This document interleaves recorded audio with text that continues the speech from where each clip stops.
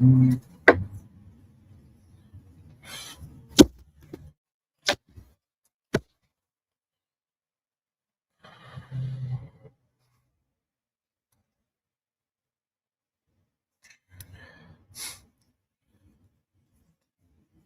e whatalo whatu sa mo e lau whawhunganga le nei tu lau le aso.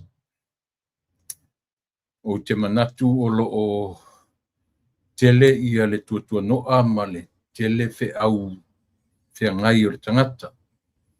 Ia le ngata fo I fe au masani ma fe au o lo o fe ngai ma tangata I le aso o ana ngā luenga, le usu le tae au ma le fo mai le fiafi. O vainga masani na. Ia le ngata fo I le na ia a o lo o pe o lea o whangasolo le mai moanga le tātou atunu. E mai se lava I tātou mai I whafo ese ma Samoa. Lea o lo maua wanoa tātou te mata I por kalame whangasolo o le whamanatuina o le tutua tasi o le tātou atunu. A toa I ailo na ono se fulu ma le whātou sanga. Tusa o te matua I masina.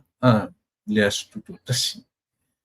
So lea ua ono se fulu wha, ma le se fulu tasi masina, o minga te ono se fulu lima, tau sang masina fo. You like. So le winga la le nā le tala, o te tupulanga tonu a ma le mai te mili nei o le sisinga fua. Ia po le whamanatuina. O te loa to te leo ta maiti o lau tupulanga na matua o ngā whaatasi, ia o e ngoi le ngoa lea. Ma lo tutua tasi. So I nā tasi le nā o te loa I o lau tupulanga tonua ia leanga I atu ina ua whamanuia ina tālo sanga atua ālo tātou atunu. Ia I malo o whaatasi fo I ma I lātou sapu lea lo tātou atunu le nā vai tau te mio Nusila, te mio Siamani, te mio Britania, I wa pio Britania na I Nusila. Ia Siamani pina lātou wai lea I tātou lalo o le whainga wha kolone, le ta ua wha Samoa kātou le mio le colonialism o le kolone, colony. Ia pe nā le langona, o lo u vaitau whanau, pe o vaitemi tonu ale nā o mene I o vaitemi o le. Whamanatuina o le aitaunu ua tuloa ma le tutua tasi o le tātou atunu. Ia, io lea, ia, ele manatu I ele taritununga. O awale, vai, tu mo foi semi te sauita, whanongolongo le tātou kalame. A o awanoa I mai moinai, ia lea fo. Ia le leanga o le rua iaso le nei o le masina, ia te tau fo I on o amatalia whale leila o tautua, ia talu mai, ia se temi umina o malolo ai, ia male mawai se tātou whilo inga ili vai aso atoa na si ima vai atu nei, ia se I vangana ai le aso whareile, si vangana ai le aso whareile, ona oni mata upu sa o fia tala noa tuai, ina ne te ua ngalo ia tia.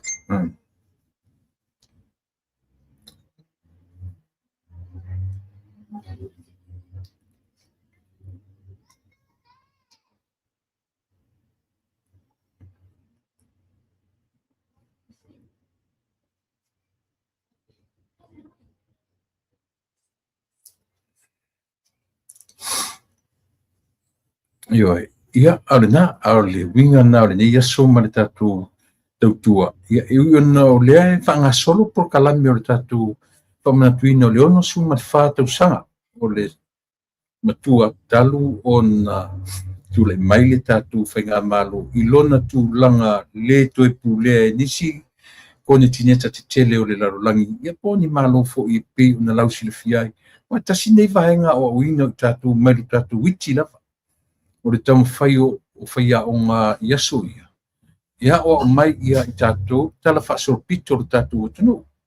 Te mina tātou nofo, wa ai ai mo tātou nofo not really polonga pe si matu ia te lore na u pe tatu lalo pulenga malo te tele i pe ye sia mani o New Zealand o Britania o New Zealand e wa New Britania o New Zealand lona te milena ia na tofia mai New Zealand mai ia i tatu le ara tatu te tuto tasi mai lalo i le vaitemi o New Zealand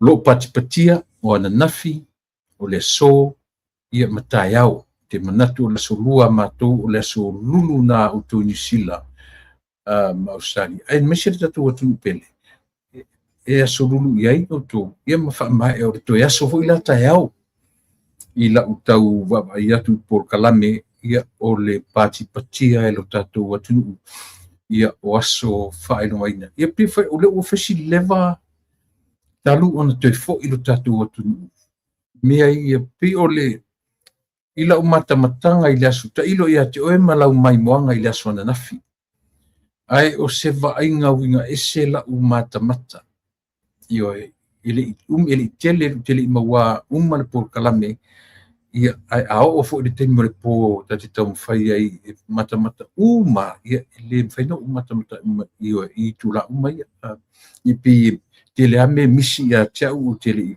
ai nai vainga ia no wa ia mo mawina tele sisingafu tele aso fa manatuina e pe o winga ese ale tausanga nei pe ua tausala ese ale nei tausanga ta ilo ia te oe malau mai moanga malau matamatanga a wau pe o lau le na mori mawina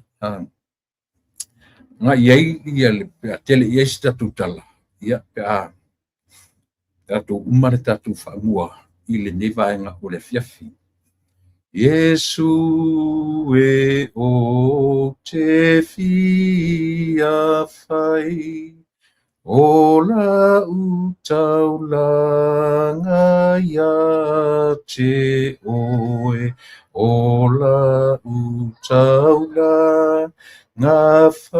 whaafetai i lo walo fafua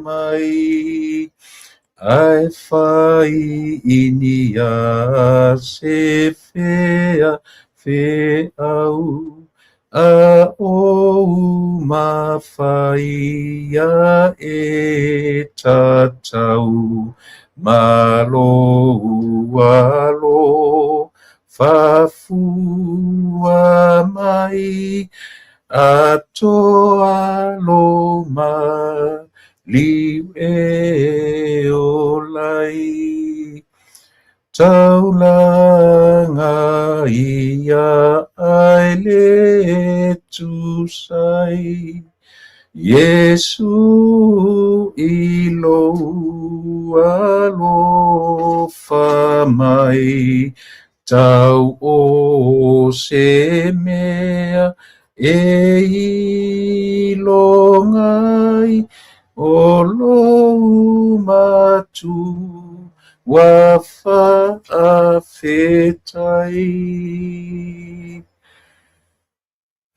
faafetai le atua o le atua faitaulanga ma le taulanga e tasi ai afe matou te vivi'i ma faafetai atu ia te oe e tusa o fua o louanga lelei faifaipea i le ola ma le malosi o le tangata faafetai i lou mulimuli taʻia o lau taʻitaʻiga e te muamua e te mulimuli e te siʻomia lo matou ola i taimi uma o aso uma matou te vivi'i ma faafetai aʻe i louaga lelei tulituli loa i o matou tagata faafetai le ola ma le malosi faafetai lenei aso o aulia ma le manuia faafetai tamae o le aso lona lua lenei i taumafaiga asi o matou atunuu o Samoa e toe whaamanatu i ona tangata anu uma i le i whaingofie le awala na ui mai ai o mātou tua a mai le amatanga.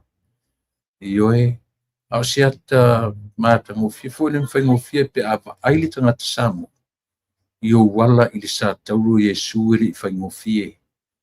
Se ata o se awala manino, se ata manino mo i mātou. i o mātou manatua tae aore toe aso nei mua whea ngai matai tai si o mātou atu.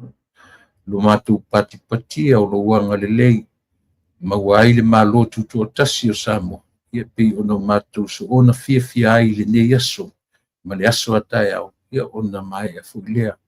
Fuafuanga o tutoe, whamania o i ala uma. E na fo i le tautua ma le au nanga o le nei aso. Tu mau mai la o fio. Whamanuia mai i tala nta upu e tala no ina. Ia manisi o. Waenga e mwhai o nau o i aile i loa ma le tautu. Mangalo i mātou i lo suafa. Yesu ole mal awai. Mene.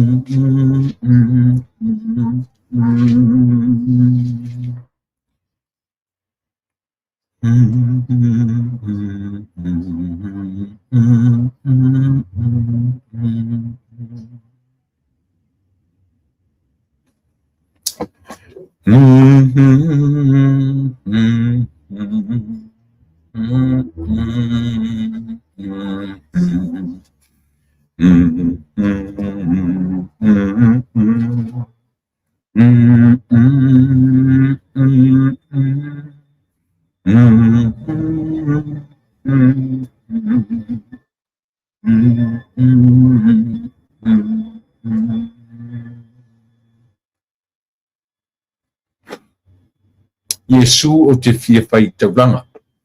I tasile pese o te manatua isi o ainga masi o manai o matua. Nei o matua my grandparents, my papa and my mama at a time.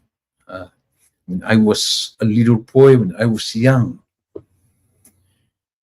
Tasile pese o te manatua ia leo situ ina masi lo matua.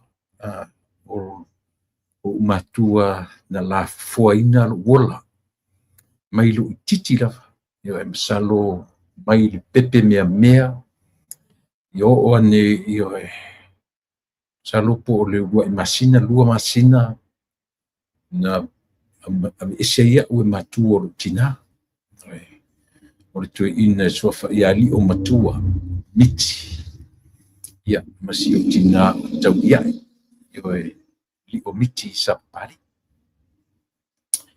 Tasila le pese. Yo o le pese le ngalo ya tia utemi pe amatu momoi uta le matu manga. Matu fatu nga yasoa. Yo yasoia. Utele i moe fa pe utia ngai se fe au. Yo pina a vea uta yo i temi le titi. Ne i tai lo fe se fe au. Yo a pese la ie maulo mafofau. Isia, e pese le matou lotu temfo le ua malu i fo la fiafi ua umanga ruenga o le aso. Ua, yo wa yola le afi temi yola le ta ina filisi tu o le matou fale lau papa. Yo faisima ua lunga o le fola ia pito lai le ese fola. Yola le ta ina fifoli le mole meo le namu. Ma ia ta ua tu tangata. Le wane ia ngai mesisi o le i tangata pe tau whapena le winga pusa o le afi. O le afi la na te whamatala tu i tangata o lo aina le vaenga le o whanua o lo i tangata. Pi o le mawhauwhaunga na o i lato mātutua i naso. Ia tau tu i titi ai mo le meo le afi o le whanua o le si whanua o le si. Tau tu i titi ai le mo le meo le te ia wa afi le whise mo manga e mawhauwhau e. O ile mo mangorisi ainga. O le pusa la o le afilea. E fai ma fai loilo. Ele pe, ele se temi pe le afilea.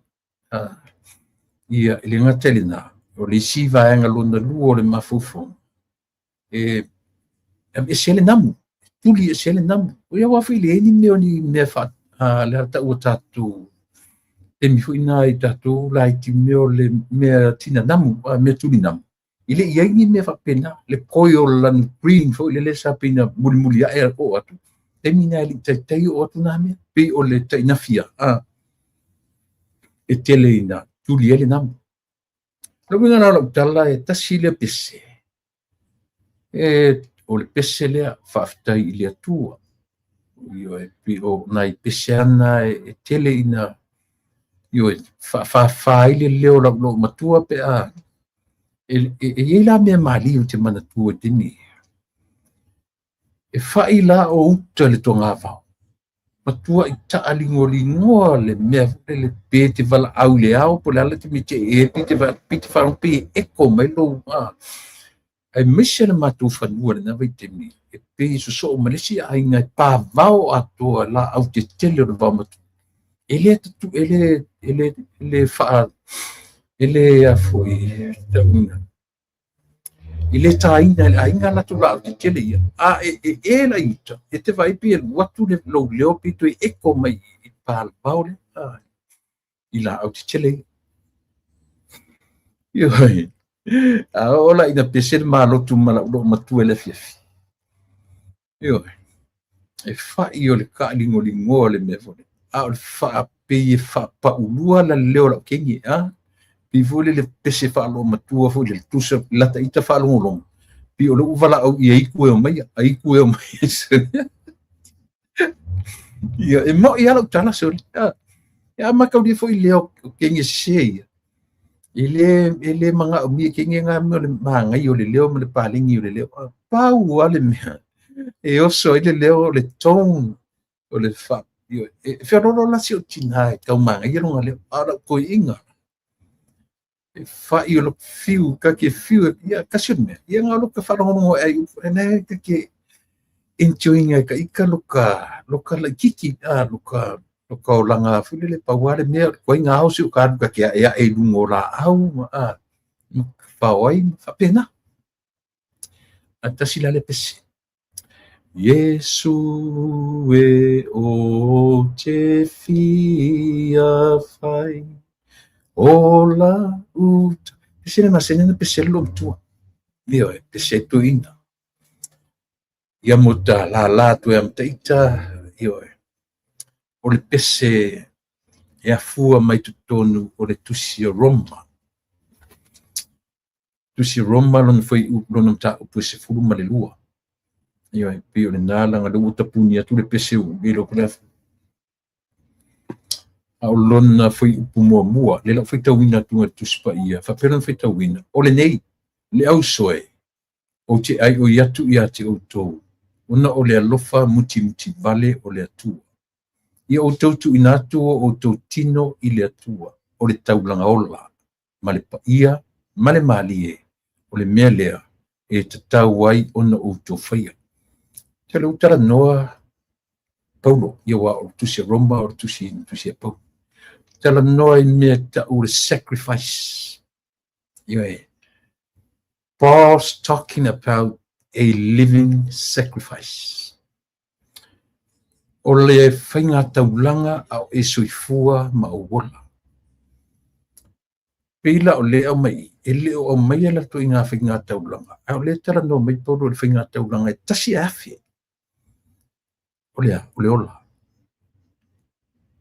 le lo le ala apostolo le whainga tau whainga na le to tasi ala tangata na te whaia a le wana au mai e whainga e challenge ai o e ma tatu umo tangata soifua ina ia o tatu loa le me tau le ola whai taulanga io ele kai e au mani a tatu taulanga o lo whai tatu farsa but the challenge that Paul bring into this letter o lo tamu whai e whaamatala mai o lo wola yaso uma your actions your behavior my behavior our behavior o ina e whaamatala so not so much o tūlanga tau tupe tatu tiu whaia tatu whainga taulanga. But our living sacrifice, our everyday living sacrifice, that's the most important part of our lives. no whanangolongo ala pe pese isto ina masilo matua inaso. Te li iloa li lo loto ma le tāua.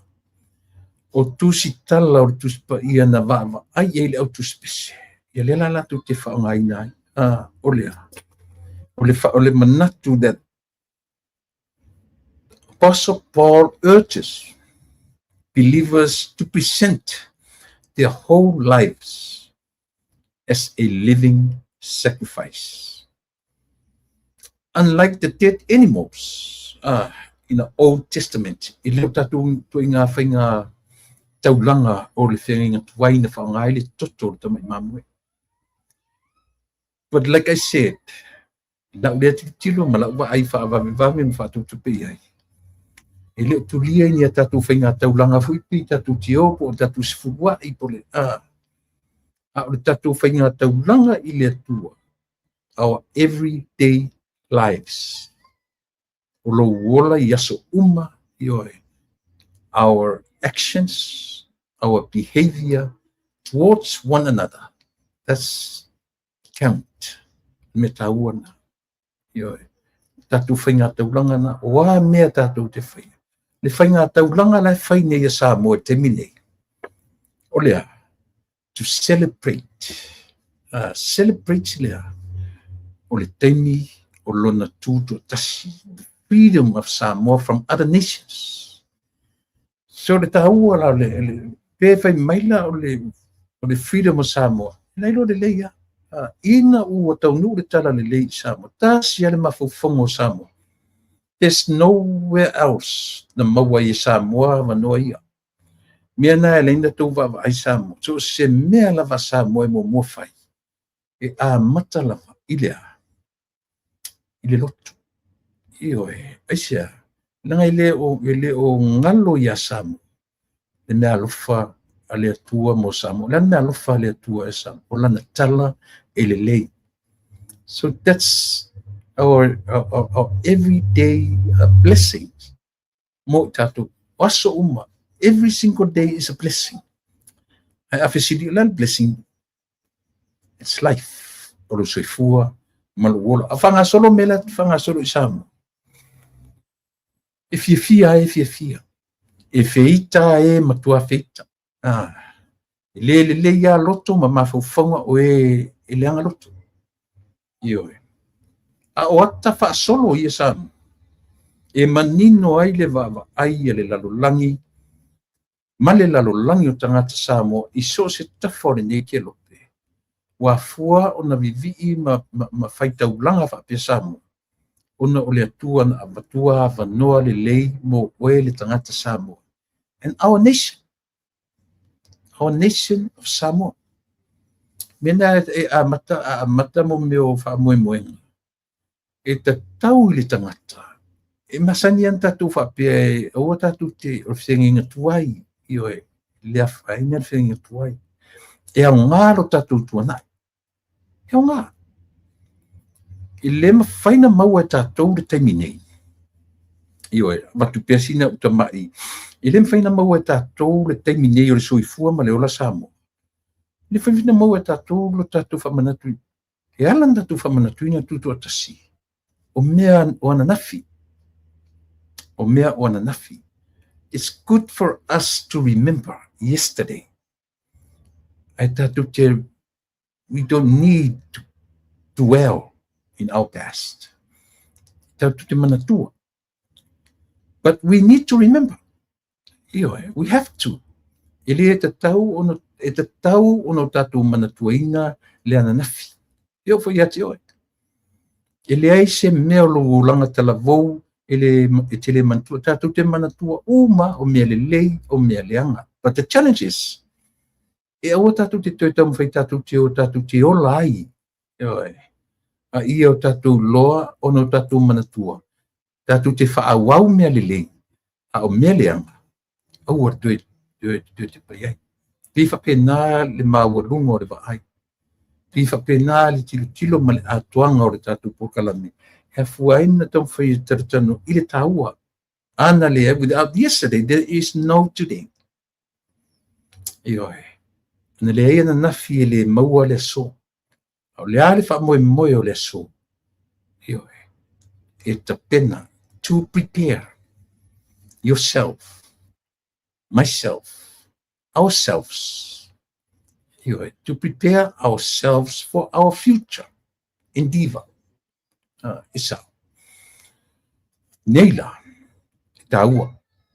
A wailin fainta to mawataya. Pi a lele lein tatu ta pena ina leso. Ua taua le whamoe na uwa vai na nei. Paunar por kalamina umalilin mata ia na nei. Te rofu ili lau a mata tuai. O le Samoa Honors and Awards 2026. Awards mo meo latu wa whapalina i pine tau aloa a Samoa. Tere pa i vanga i o lau. Pei o le vanga a matana lau por kalame i le ne yasu ma le pesen tatu pese ai. Yesu e o te fia fai. Pei o le pese le au ele sene ane matu rotu. Every Sunday.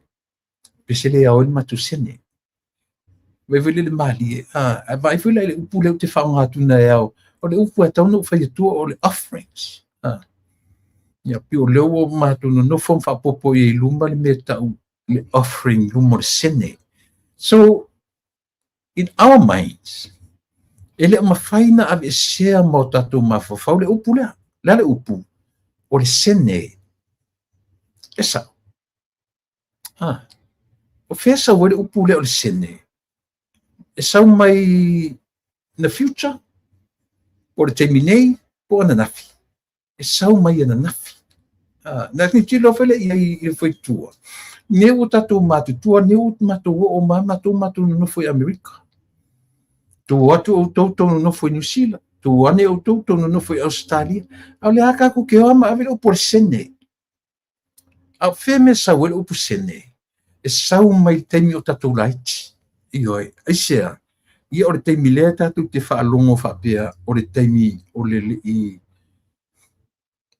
to atu nu atu mata bia neme o tālama sene e fau watu i Samoa to a maua me o tupe i Samoa ia pe o asoia o tala chichi ta tire i alu lea o ngasusa pe o le tala mua na lo tatama po lo tatina i ataita me sole o i sau sene o le whale a onga nana o i tatou o tatou matu.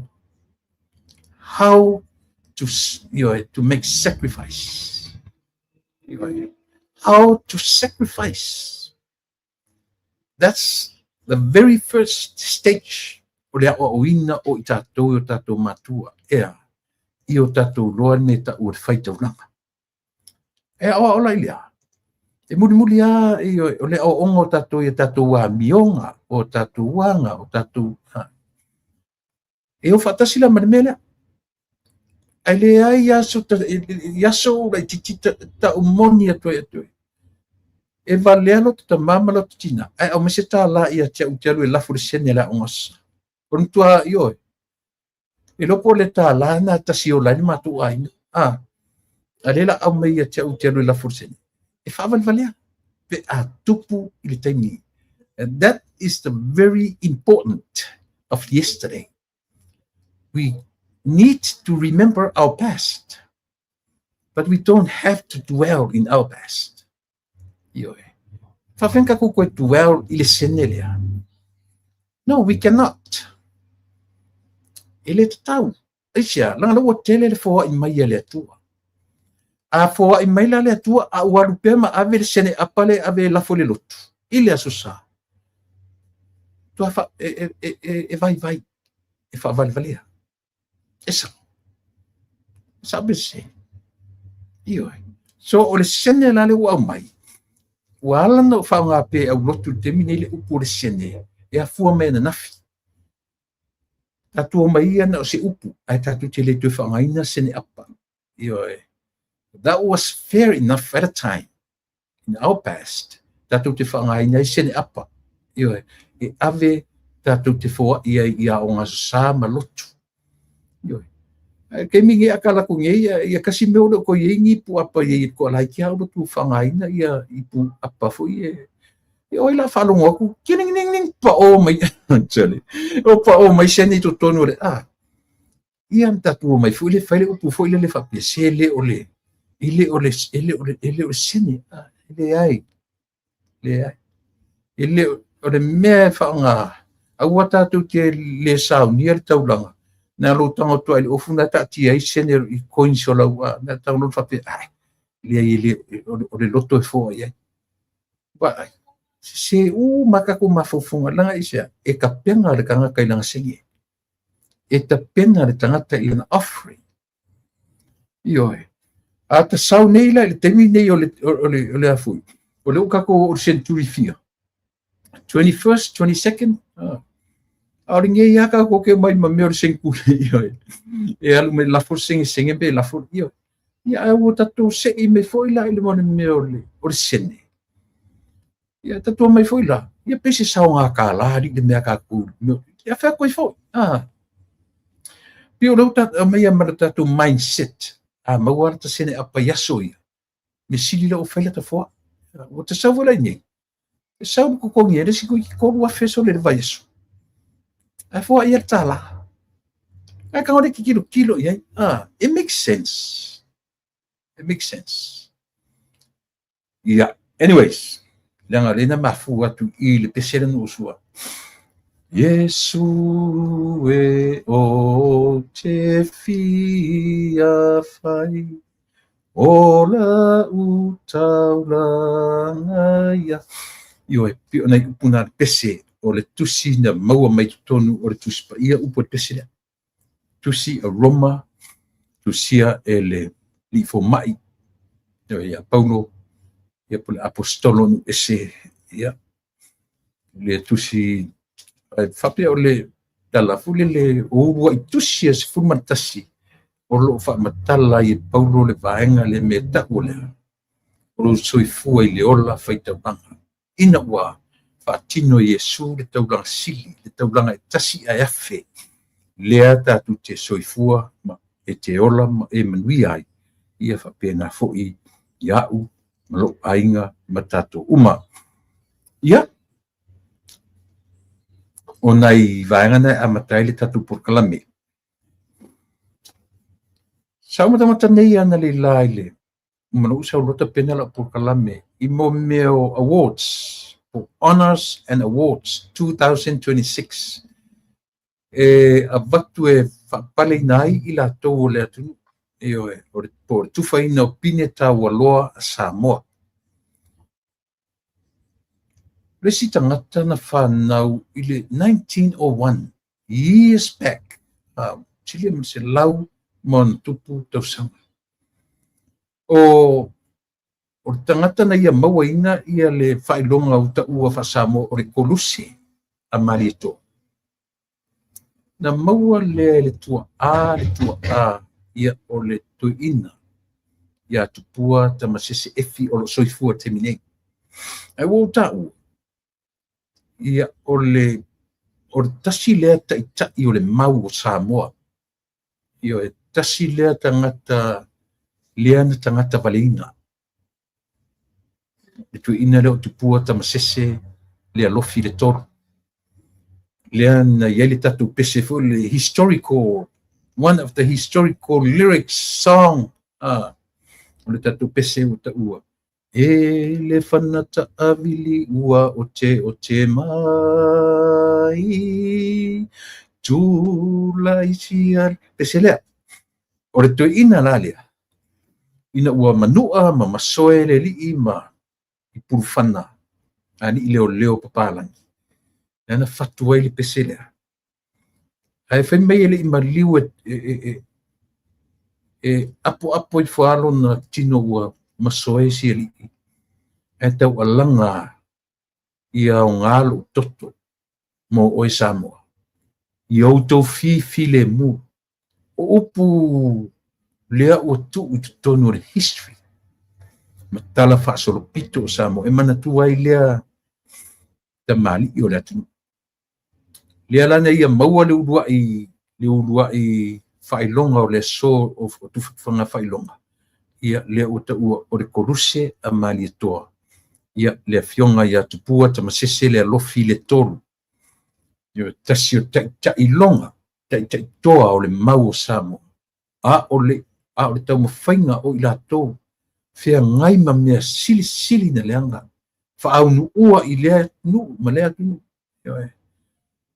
ave esea ma ave faapologaina taipei o le mea lena faia Ioane lena ave i le motu o patamo toiga situations faapena o le ave esea o tagata o le tatou atunuu ma ave faanofo faaunuʻua io i nisi atunuu mo atu motu o le atu Pasifika ia le alana maua le tuiina le ulua i faailoga o le aso o le koluse a marietoa tupua tamasese ia ua maliu leva na maliu si tuiina a o si tuiina o lona aiga o lona grandson o loo soifua le taimi nei tupua tamasese le alofi le fā ioe uia lana lea sana ia mauaina ia le sana ia tauaʻaoina i ai le faailoga a tupua tamasese le alofi le tolu ioe ia tupua tamasese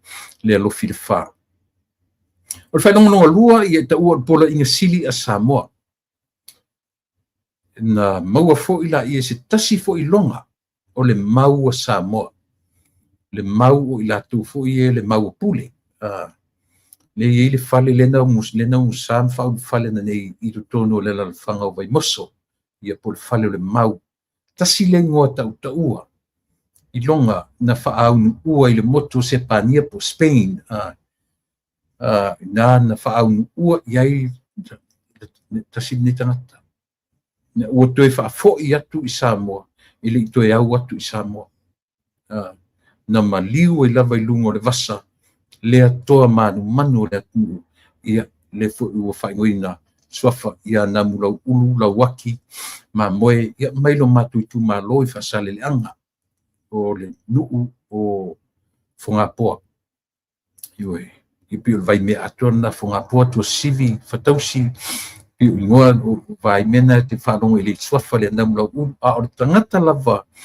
na faaunuʻua ma nisi e toʻa pitchful ea pitoa na le isesea e na faaunuʻua faatasi lea tagata i loga i le mea o le he was a gifted man he's a matai his matai title namu lauʻulu namu lauʻulu e tatou te faailogaina tatou taulagiina o le pule matua tasi le pule matua o le pule ono o le masega o pule ono i le matou motu i salafai le ala suafa i le suafa le namu lauʻulu ele e sau ua leva na maliu nei tagata uma atu le auga atupulaga sau le auga atupulaga a o le tāua lea o le mea tau tala faasolopito o le history ma le alava featu le tatou polokalami le ia se poto ma se faafia poto na te toe soloia le tāua o mea ua uma na faataoto e outou tuaʻā mani o tatou matua pini e lona lua na o taʻua le poloʻiga sili a Samoa pini e lona tolu o pini taualoa a Samoa na maua lea e mataafa Iosefo maliu ia pei o tasi na faasologa foʻi o taʻitaʻi o le atunuu mataafa Iosefo pei uma o le vaitaimi foʻi o Iosefo taimi o taua ioe mo mea o lea le taʻu faapalagi o taua ia le tatou atunuu lava le taʻu o taua civil wars e siʻi ai lea tamaʻaiga le siʻi mai pei o le vaitaimi na malo lea o Iosefo mataafa Iosefo ia tosoo mai ai lalopine taualoa ia o le tagata mai foʻi le matou tumālo faasaleleʻaga o iʻiga pisa faapea na fanau i le fioaga o sasaʻai na ola e i totonu ia o feanuʻuna o puʻapuʻa ioe ia afai tou te silafia ia le liʻi foʻi sa i longa sa fai foʻi ma kapiteni o le manu Samoa i lona foʻi taimi i logologoā o le faiaʻoga saʻoga i totonu o Farani ioe i ona faailoga maualuluga e le ekalesia e fakasa ia o silii o faitala talapusi Io e sa whaia onga fo I malua, ka piteni le manu Samoa, I manisi o whailonga, manisi o isi o le PhD fo, le leile ngangana, le leile tautala le ngangana Farani, le leile tautala le ngangana, io Spain, Spanish, le leile ngangana English, pe tasiri na tangata le lei tele ngangana na o inai, ia o siona tua ala to ina leo I inga pisa, o I inga pisa fo ila, na ave fo I fa, na ave fa polonga, ave to tono o ai o sepania, o ina fo I na fa au uailia, fa pela le tala taunu atu ia sia fo ili, aua a mata o nanga ia ia namula uru, wa ele la to fa salama, le atu fo I ma isamo, ai mo mori atu ia, e fa au atu la I inga pisa, au ta pena namula uru ma to lawaki, e to fo to vatu isamo. Watu la ia tato I inga. Pe wale malie ia la no fto tasina uia. Pe maila le tala e ia mo meola au mo men lungo le fasi matafanga le. Na fto e fausia ia ele leo I inga. Tele lo para to inga va. Pe se va afu le pe se la papa te na au mai ai. Na sau mai e se pania to e pai mai Samoa. Ma tau tia tala ni tangata. Alu atu te li lope se va pau po se afe mai o fasi. Lea la e o mai ile terminate tonu la vol malo se pania. O lo o iai le street. E tau o le I inga street. O pine fa mau ma pine o laia. O le taua. O tua ma tangata o tatu. O lona winga. Ele ima mau e sea tangata ia ma le tuinga toto lua I luma atu. E ele pea tatu no nofo ma whaisia. Langa ele nao tatu. E o foi tala tuspa ia. I e tau nā me tuspa ia le temi o tangata I tūrua. E o a matai ke nese ono, toru ono, se uto e titiro. E whamatala tuspa ia. Le temi foi o tangata I tūrua. O lona winga, ele se foi la tala o le vavau o tatu o tunu. Leanga o mea o te tala noa tuai, lena whailoana nei. E ma whaina na e whause wha pau po la se, e ma whaina sau pau e te latu te tui le tau I le vale. A e fua la I le vao Spain, Sepania, ma Samoa. A watu le vao te le lopo ratu inga wha, an whaimena no whai e ma whau le vao I lunga no ta whangalea, ma ese tuai lo. An tau no Samoa. Tau no Samoa tangata ringo ia I inga pisa. Yo. E mwhenga ko whaia ke mingi. Can we do it nowadays? Can we? O le challenge tele le, tasile me tau o mai I o tatu mafufo. E ese la tūlanga toa na iei tatu Samoa. Yo, yasoia. Ai lor tatu fo I honga tupurang. O le lila lena o tāu o whai tala pusi. O si o na uso lena na ia receiving ale award I le so masunu tala pusi. Ia, so e ma le tangata longa wha na ia maua si tasi fo I o whai longa tau a loa a Samoa. Ia o le sa whai mwha masino sili ua maliu. Ia o siona tō lua, ia rita mai tai o tuitonga matoe ili sion fatua na ia receiving ale award ia ale li o patu pare fatu sa polu o seri loia sinia o seri loia na fai ma famsino a vea famsino sili ne foi na vivesi foi merta to no io I tu langa fo io le meo le tam fai o isi tanga te pule tutu ia bainga fai ale tatu no ia ma fia to tu la fono e maliu ne atu foi la sia I longa. Faftai wana maua ia le foi mai. Ia patu fatu sapu. E maliu atu ele tūlanga le lei ia ele tūlanga le lei le suafa. Ia ua tue mawina ai le tele o na ngalunga le lei na fai. Ono tele foi o isi mea na le tau ona ia whaatino ina. I lona vai tau o fai malo i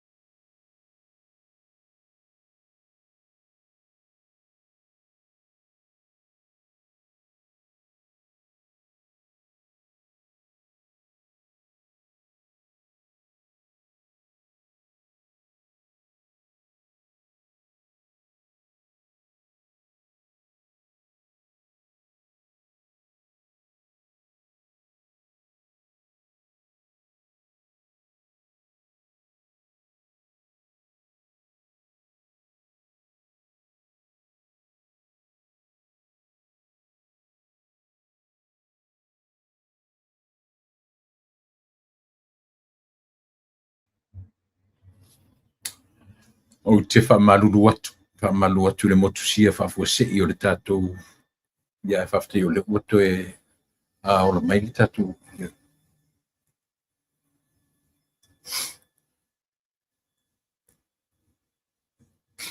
e lau toi o la mai le tātou masini api o le ua tau delay la titi mai ai le tātou melea ia just bear with me mole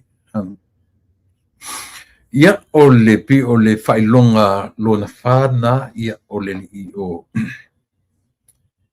patu whatu sa poru whailonga lona 5 tāua loa a Samoa ia na maua e se pi uma o se urua i paru vai la au i po siri o le na a pharmaceutical chemist urua i tangata tasini tangata urua i tangata na lato skorsipi me tatu atu ia o le fionga ia le mamea tu i le tufunga ro pati o ia le nasa na pi urua tangata ni na whaia me o tisinisi i tatu atu o me o chemist fale telawai ia la le na ia maua o lo soifua pea o ia masiona fartua na receiving ia lana awards i le aso na leila i le o uli na leila ia o le tatu whainoa o malula ia i lesi vaenga o ta o companion of Order of Samoa ia po o polo inga whaapaanga Samoa ia e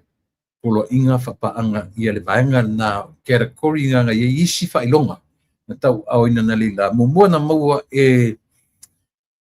lo soifua pea ia le fionga ia le tanga loa pita ala 5 ia o se ri whaia onga o lo o soifua pea ma o lo se vai ia sa whaipuipo ma se tasi le fo isa Dr. Fanafi ia le sa pintu e whaipuipo ia ma le li ia le tanga loa pita ala 5 ia le lai ia fuinia i o la alo o nei o la alo la ia le sa tau auina ia le ngata o se i whaia onga ia o se tustala ia sa na amteina le pepa foi le tau o le South Stars ia le fionga ia le tanga lo pita o le whailonga lona lua i lalo lava o le vaenga le o le polo inga whaapaanga Samoa tangata lona lua na maua e tolofua pale moe vale lei lea sa whaima o whonga whitalai o le mota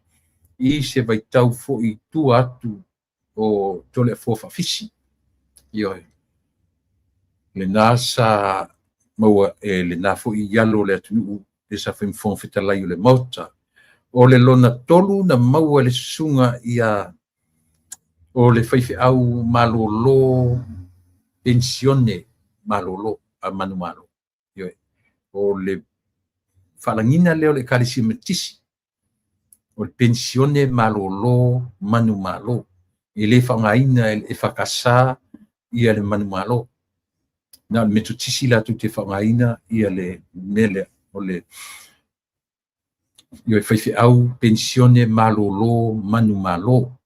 Ma tau mai tatou ia pi o le term lavanga ia e ngata i le vaenga a le ekalesia metutisi i le whaongaina i le ekalesia e whakasa ia le term le o le manumalo ioi e sa whamtalaina mafuanga na lei e le whaongaina e le ekalesia e whakasa le upu le o le manumalo mea le e te le lana ba ai pamta sisili e afuaina le whaongaina le e whakasa le upu e tua o le malo manumalo le mafaufonga e tusia le tangata na manumalo na o Yesu na manumalo ia i sa tau e tau manumalo ina i tatou mena rini le whangaina e le e whakasa ia le upu manumalo o tō uma ia le whakasa Mone o tu ni to whangasi ia a whapewhi o whangasi whaiwhiau le upu le le pensione manumalo malolo no se whaiwhiau foi la sirina le manama whawai a devo whamtala i le se upu wha e whakasa ia le upu pensione malolo manumalo paua upu e whaonga e whakasa na o le pensione malolo le lana maua na lila e le sunga ia Reverend Elder ai soli uli whaiwhi au pensione malolo manumalo kalesia metisi so mela ia male numer fa ia na maua fo i sitasi sa foi masui o le palemene o se ri loia o se ri fai pisinisi ia le sunga ia misa telefoni Retzlaff o lo whapewhi on soifua pea sa tau au ingatu i sitasi o nalo tamaitai ia lana whailonga i le aso na leila so mai ai le numera 5 ia o le afionga i le taulangi to le afoa le au pepe a pulu whawhisi ia pe o ia le na so o nei atu le HRPP i le meo le tūlanga o le nofoa le pale mene ia po le fuisa fai ma Speaker of the House o le fonga fitalai o le mota ia pe o le sa teimi sa fui lua i mana fionga i le pale mio sa mo il teminei i le sunga le auli sa sui fonga fitalai i le auli le malitoa ai fonga fitalai ia le fionga ia le au pepe to le afoa a pulu whawhisi mai le fionga o fasito uta ia tasile nā tangata na maua le whailonga tāua loa i le aso na le la. Ia, so o mai le numero 1 i lalo lava category leo Companions of the Order of Samoa. Ia po polo inga whapaanga Samoa. Le whailonga munmuri o le category lea na maua e le tamaitai o toa salamasina mali e toa. Ia po le toa fine o le susunga i le mali toa ia mapua mawai atu. O sion toa whawhinera lea o le tamaitai o toa salamasina. Tele fo le sao le tamaitai. Sa pule le kolisi i papauta. Ia tasi le tamaitai na velo lo mafaufau le mea tau o le siva le tamaitai Samoa moni. Tamaitai lea le tina ia salamasina po Queen Salamasina. Taua ia tasi le ia mo tatu langa i to tele tatu le vai. Va ai i fatino inga le lo matua le o le siva Samoa. Ono tatu rola ia le taua. Ma le au ngā e iai winga o tanga. O fatino inga o tanga ma le fo i mea sina Samoa o lana siva Samoa. Tasi lea matua siampini. I le siva ngā o ia. Ai aho fo i tawhiti la lo matu. Tele tangata na o ina mai fo i le latu siva Samoa. Ai mesi li tupau tamaitai. I lea tamaitai ia letina ia ua fai fo i langi le fo launga. O le vaenga o polo inga mawai Samoa. Ia o le tangata na mua i maua le whailonga mo mua na maua e afa masanga maafusuanga telesia o tamaitai. Ia o tamaitai Samoa. Tamaitai whaia onga, tamaitai tustala i le ngata Samoa o Nisila. pe ua I longa fo'i lana tautua I le ngata o tupulanga lalavao o Samoa, o tupulanga New Zealand. Tele ia me fo'i whatiuina I le tina afa masanga ma afusuanga telesia o le tumatei Samoa. Ia, whape fo'i o na moa numero lua o whaumuina to ale tai David Tua. Ia, to lau fo'i na le la le anu anoa. Ia, te mina siampini ai o le bronze medal o le vaenga o le Olympics. Le na whai ina I lona temi amateur. Ia masitasi o le Cuba. Ia, whai avea matangata siampini o le lalolangi. Lunga le top 10 o heavyweight o le lalolangi. Top 10, top 5. Le ngate le na ua whaalua o na induct. Ia, po le is one of the inductees o le Hall of Famer. Ia sa iei le Hall of Fame le ka uangi o le aleta o le Indiana. Ia, Indiana Boxing Association I America. Lea la whaatua maua tuini fo'i. Ia si tasi fo'i. O lea aliita o lea tunu. Maua e to le foa. I mean, whamuina to ale tai David Tua. So o e mari siampini o le lalolangi le cruiserweight I le taimile nei. Ia o le li'i o chai o petai a whaftai tele le malo. Whaftai le atunu ia ono le lato mana ia ina. To acknowledge these young men of Samoa. Ia e. O lo la tau ua ai. Tatu te mita ai. Ia e. Taimi nei o lo tau mawhai le lalolangi e. Whai se fusuanga a le li'i Samoa ia male o chai o peteia. Ia male tangata ua Mexico I ngoa ia David Benavides. Tarsia I tupu na fusuanga. E sa o tau vanga tufatu. I don't think so. Sila I lau iau devices. O lau device na e whaonga, whamole. Io e. Ia, matauria foi oe teoi. E iai le komiti whapitoa lātou te filina. I le se mela na I loa iau. Io e. Iai le komiti na lātou filina ia lātou. Ia, o le pine lo na tolu o lalo o polo inga maua e Samoa. Ia po pine tau waloa Samoa. Nai maua le li o chai o petaia. Ia, to so oi foai ma li ataua le sa Lance Eve. O le seri fai fomai. Tasi lea fomai longa fo le tatu atunu. Ia, lo o whapeana maua ia le tasi fo I fai longa I le so. Ia, so ane ai ma papali me mea Samuelu peteia. Ia e mai a matou, mai sa pali e sa wairi fo mai lea. Sa fai pule fo ia matou whaasale le anga I lona fo I vaitaimi. Umaloa papali I lau pepa, so o papali I Samuelu, ia so o mai loa ma me I lo I sa fotula fai. Io e mai temi umia. Ia fai pule matou. Le lafto ato so e lolo mali o ma papali ta eu maspa. Ia le foto e maua sa futula fai le tofi o le matou tu malo. Ia na le li o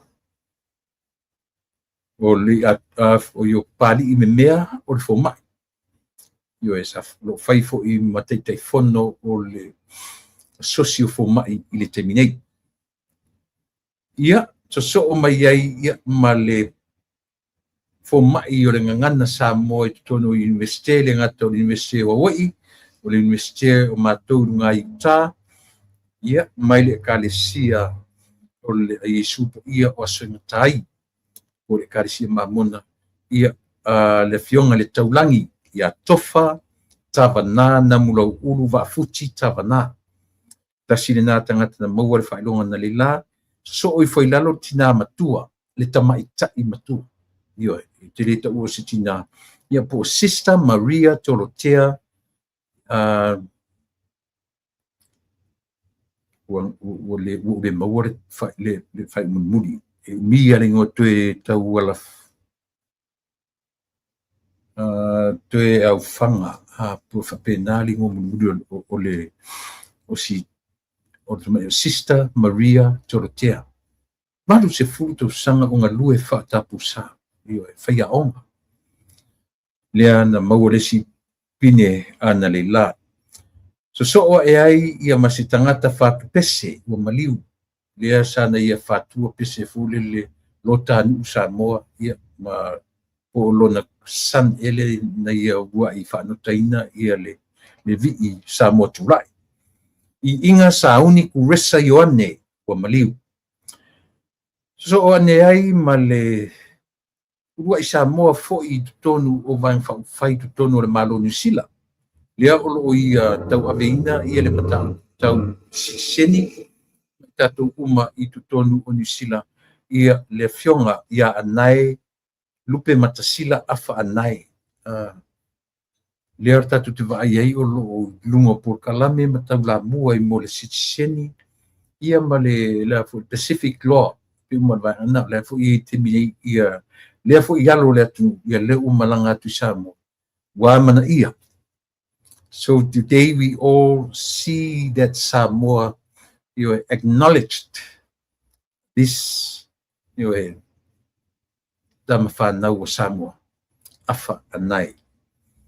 Anai lupe matasila afa anai. Ia so i fuai ia ma tuala tama o sia wole le sole. O sia paanga, sia wole le sito ina de maliu. Tuala Karanita e nari. Io. Tuala Karanita e nari. Ia. O le loia. Stasi fo i loia sinia i tutonu o le malo Samoa. Pero o tele nei loia te mini. Ia pi o tamaia sa latu amataina mai Samoa i tūlanga tau tūlafono. Io o la uole lei o siona fatua ia pisa whaia onga ia te au. I le sis Liberian sanga ia vea full English i te avele. So, o te loa le lei ia silo mtu o lin, mana i o la alo, ia o sona tasifu i o na alo, na receiving ali awards ia tuala Karanita e nari i le so. O le vaenga lon se fulu mane tasi o whailonga. O pasta ala i moana Willy Papu. Lefto a maliwot ni o le karesia so fitu o le zigzag. Nale, ia na. O le vaenga fu le po o le karesia so fitu tuto tasi. So mai ai ma le vaenga tu suma le lua ia apostolo Williamu Mafoe. Sa fai mo le lua i taitai o le Youth for Christ po le WFC tutono Samoa. Ia o ia fo i le founder o le Worship Center. E karesia le Worship Center i Samoa. Manisi o le lalolangi. O ia o le founder o le karesia Worship Center i Samoa ma le lalolangi atua. Williamu Mafoe. O le sefulu ma le tolu ia le sivaenga lea o le member of the Order of Samoa po le polo inga o saofanga mo Samoa. Ni mwai o loia whauina ia le fo ina tangata paleina i tutonu o Samoa. Le pite le ntanoina i lungo mea ia matu tanoina. Le tangata paleina ia le fionga ia luanga lau leva ula kamu. Ia le fo ila Samoa sa ua maliu ia pi o nai o nalo e to lua ali. To le foa mai eling o sili. Leva ula la uana na receivinga ia le failonga o sia la tama, o sia la tama tu atama ia le fionga ia luanga lau leva ula kamu. So mai ai ma le tama o tama itai miss Samoa le iei nei o le fionga ia Captain Tofilau Tapua i Soti Mapu. O le kapiteni o vaa. Va poru sava i tutuila ma poru. Pe o ia tasilea kapiteni o le loloa ma le soa o le vasa. Le tele o malanga i te teimi o matangi ma wha.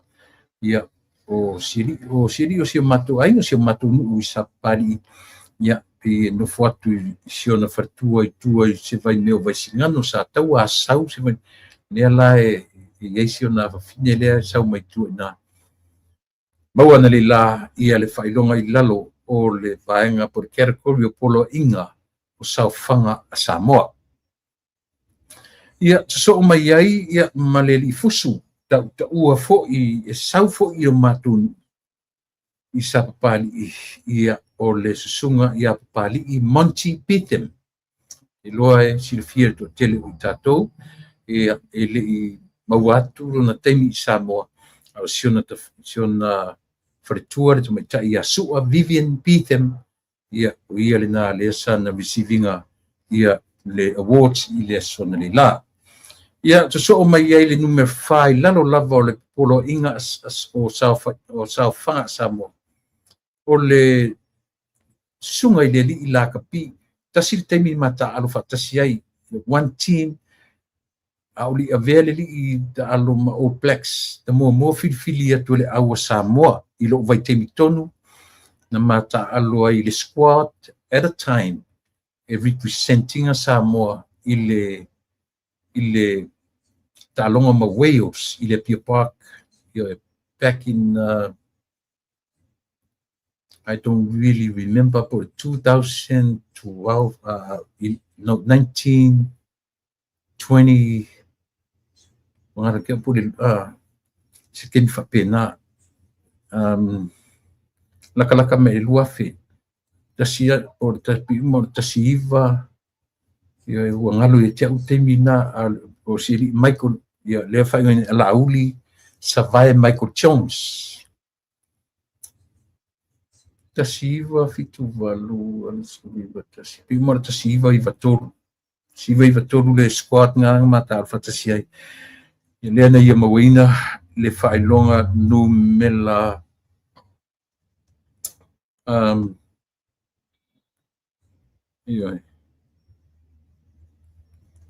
laudi savai Michael Jones isa so men lima ia le fuisa funti telefono le kalisia le fakasa ia por tua a o le loia o le folele o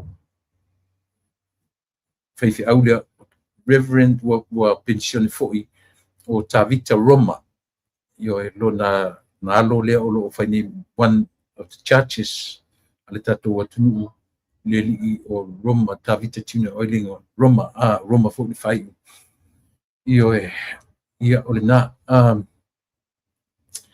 ia ona saurola ia le vanga o the head of state order state order failonga o le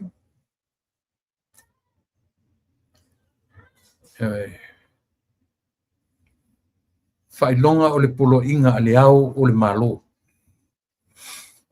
na mo mai ele ifo isa ia amataina la kapi ele ni la kapi sa mo tono au kilani New Zealand ia telefon on sau ile la kapia Samoa ia o tata sofa ia aiolo potea John Roach ia ma ilo me o tu lai tonu au kilani telelo na fianga ile la kapia Samoa tonu o au kilani ia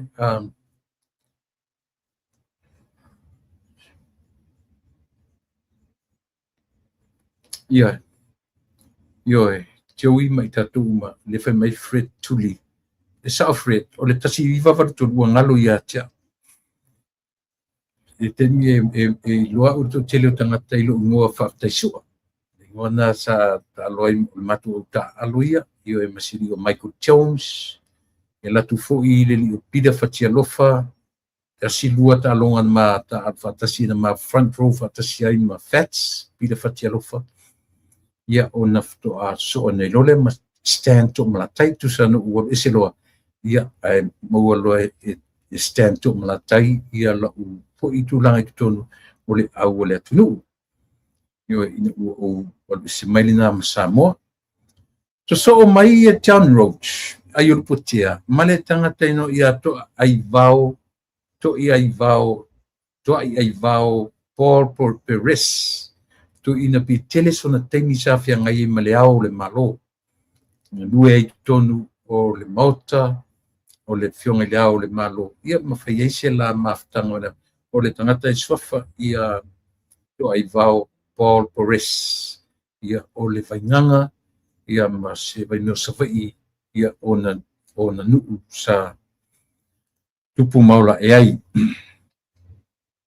ia so mai e loa ma suafa ia sauni ma apasi weli o le whaia onga ule a onga asiasi a onga suafa o le tangata whailonga sauni ma apasi weli mana whailonga muri la uioe o whawhitai au o fia umawatu o sia uo le lei o sia paanga o latu nei New ma whiloa i mena o latu nei ia o le li sa ta alo fo i le manu Samoa sa rua i whenga luenga i le bank po PWS saita se matafua e se lu le mafau se lu le mafau ma upu tu mai lunga o le porkalame ioe a fai le o ia o elo tama mo lo tina ia ave upuna ave o tu ainga o titu e mai lunga i porkalame o porkalame filongia o lo ia o fai mafau ma tama tina ma tu ai ave ia upuna i tu ainga lo tu bua mana fa nau mau matua ia pe fa pe o e masani ai ia o se o muri la le sa na ese atu i le bank of Western Samoa whenga luenga le tawa o le control tower ale tatu mi faleolo ia masoso o loa ina avea mali pailate tu e le onga pailate ma avea lo ma pailate ia le li o tautai toko to fayon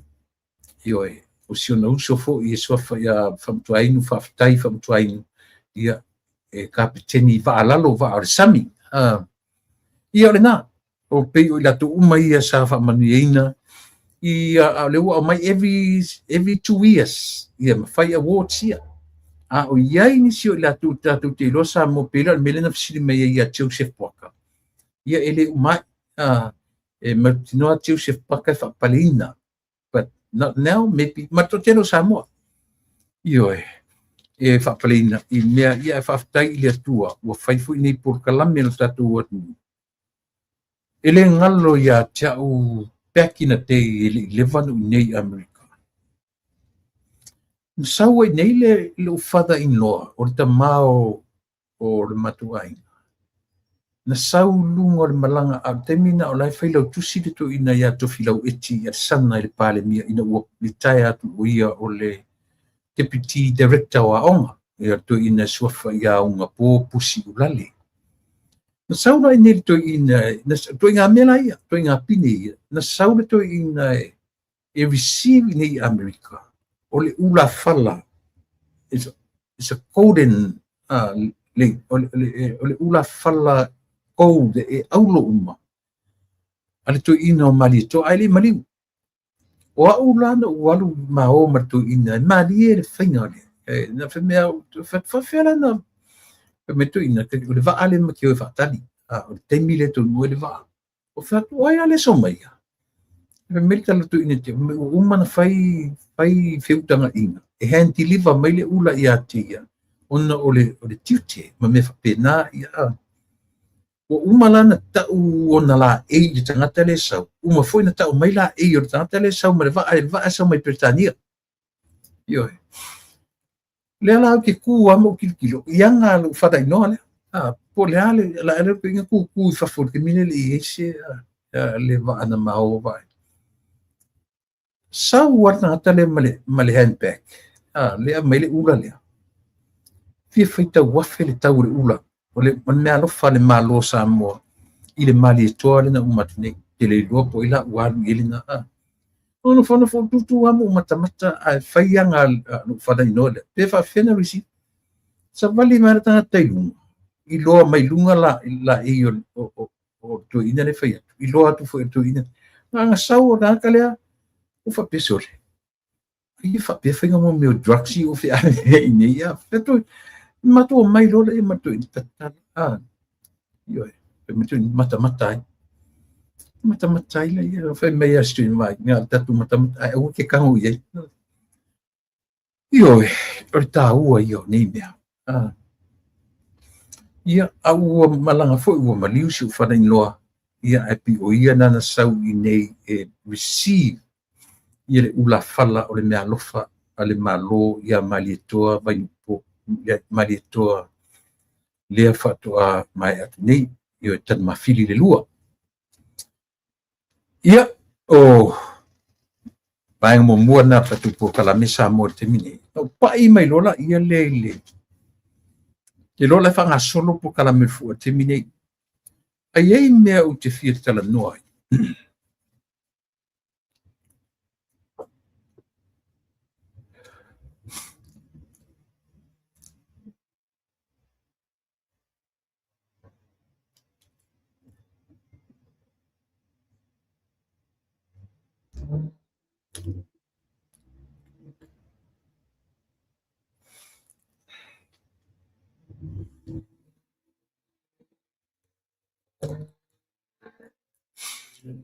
tu toi tala noa la titi asa mo le ta uo le aso le tala ile o te mana o te tala noa i whainga o ta lolo ia na umatu nei e le leipea onu tatu toi whaalongolongo o te leilo pe malama i latou lea te i ta lolo ia na whai pe ai sea na toi apa le malo i le mele ai pe manino foi ma malama ia to telo tangata i te i le mafuaanga na toi tapu e ai na o se furu tasi ai se furu malelua sulua pe sutolu ia sulua sutasi furu lua ia ta lolo ia na fai a lela o lea o ngā o le mele Samoa o le toi tapu e ina e Samoa o ta lolo ia le toi au mai ia Samoa atoa le toi tu whaatasia o i tu malo i lalo o a latou malaifono ese malaifono nu ese malaifono o matou sabai e ono pule o le malaifono ai a matou i whasaleleanga e a fua mai ta fua e tau i puapua e tasi lona malaifono mai ta ua ina o pule matua o le matu malaifono o fui fatu o le taua mea ia Samoa o malaifono nei o Samoa ua se ato e fonoa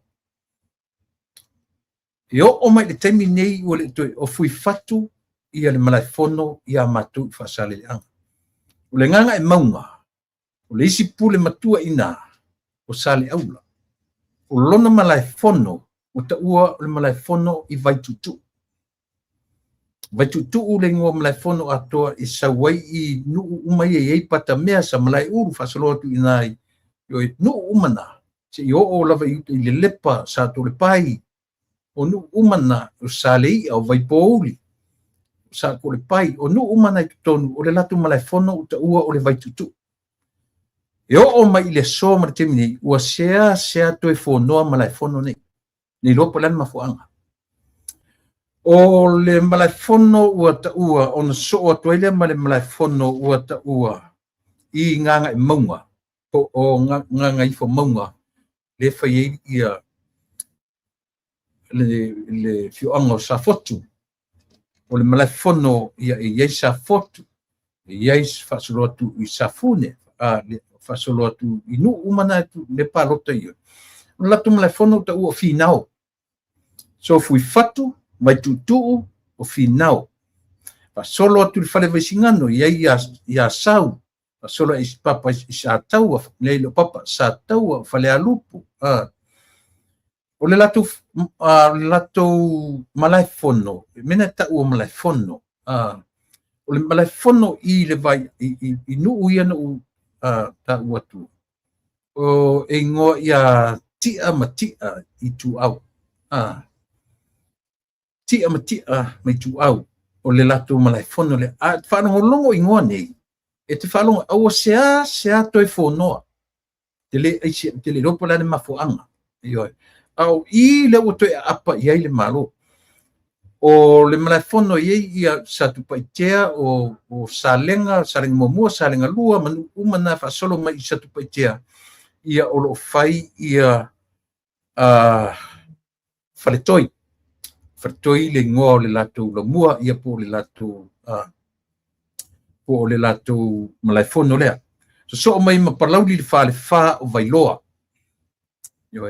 ia pule ono na I sala fai whasolo mai tu mua ia o tu mua na ia leo moenga o le fale tu masanga ia so mai lufi le ia se polato emo ia ma lalonga fufua ia na mai lo le tolu fale ile ainga le tai ma le vaa o foniti ioe o vaenga umai samu lea na tatuwa ai o tau mawhai ai ia le malo mena te whatu samu o to te le o tangata tau te tala ile melea nei masola tuwa ia mafo angana apa le malo mea ai sea to telo tangata I whalongo mai o proklame le so lato te le loa mea ioe lato te le loa malaifono o I tu malo ia fui fatu o I matou I nei whasaleleanga o I whiawhia ai lena ao ona fonoa le tu malo atoa ia peo I e anga I ai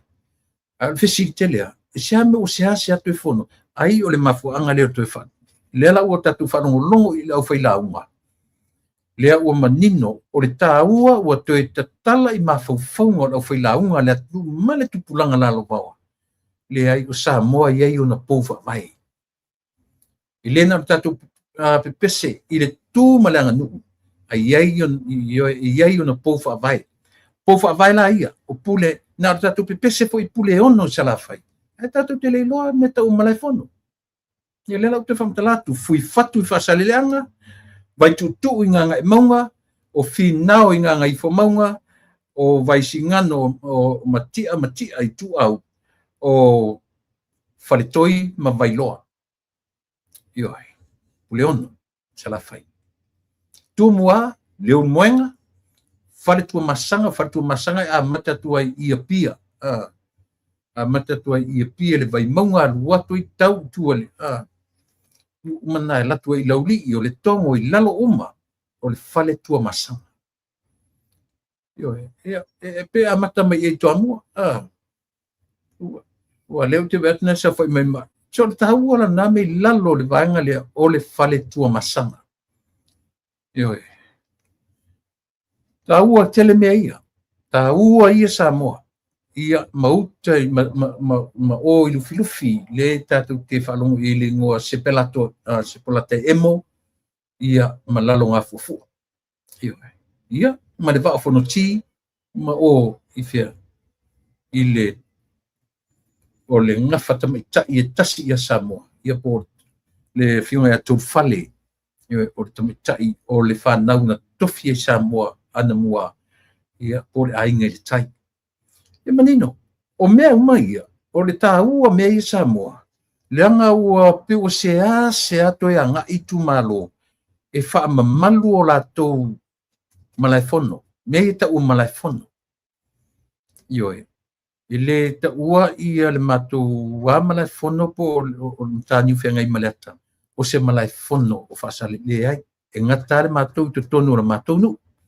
O le tu malo ato, le na. Malai fatu le matu malaifono. Vai tutu le malaifono nganga I maunga.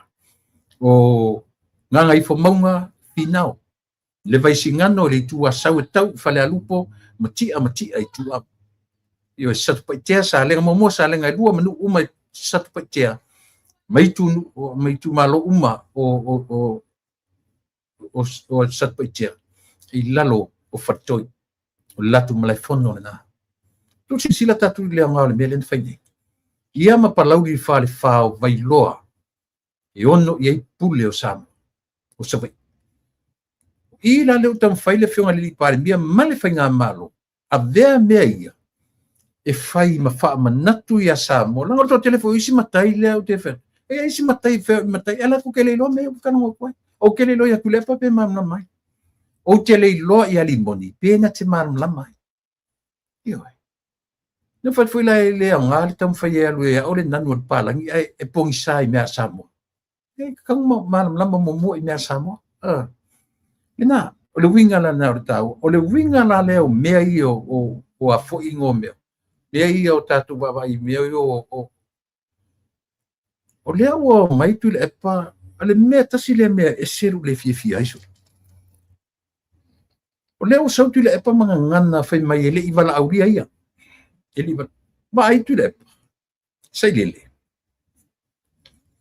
o to o ta io le tu o to o pale meni o samo ele fai ko wala auria o to o tonu e io e o to ta io le tu e tau le wala auria ina o to o le menga ke manga koi e fai fa piko aku so wala auria le ai au le avea le tinga o lo loto e te toe aisia ke le fia va ai atua ese tangata le lufia le ia tupe le mena leina e sa fa forma ma au mai au da fonga le manuia aisia tu mawin o le loto ele elea you can't stand the new leader of Samoa distributing le tamau ainga o Samoa. Wale to yeso marusi anga te apa-apai i tupe le tu. Wale to yeso leo. Wa ele to e maua so wa wanoa te whawhetue so manatu a meo tupe whapem meo i whapem. None of the above.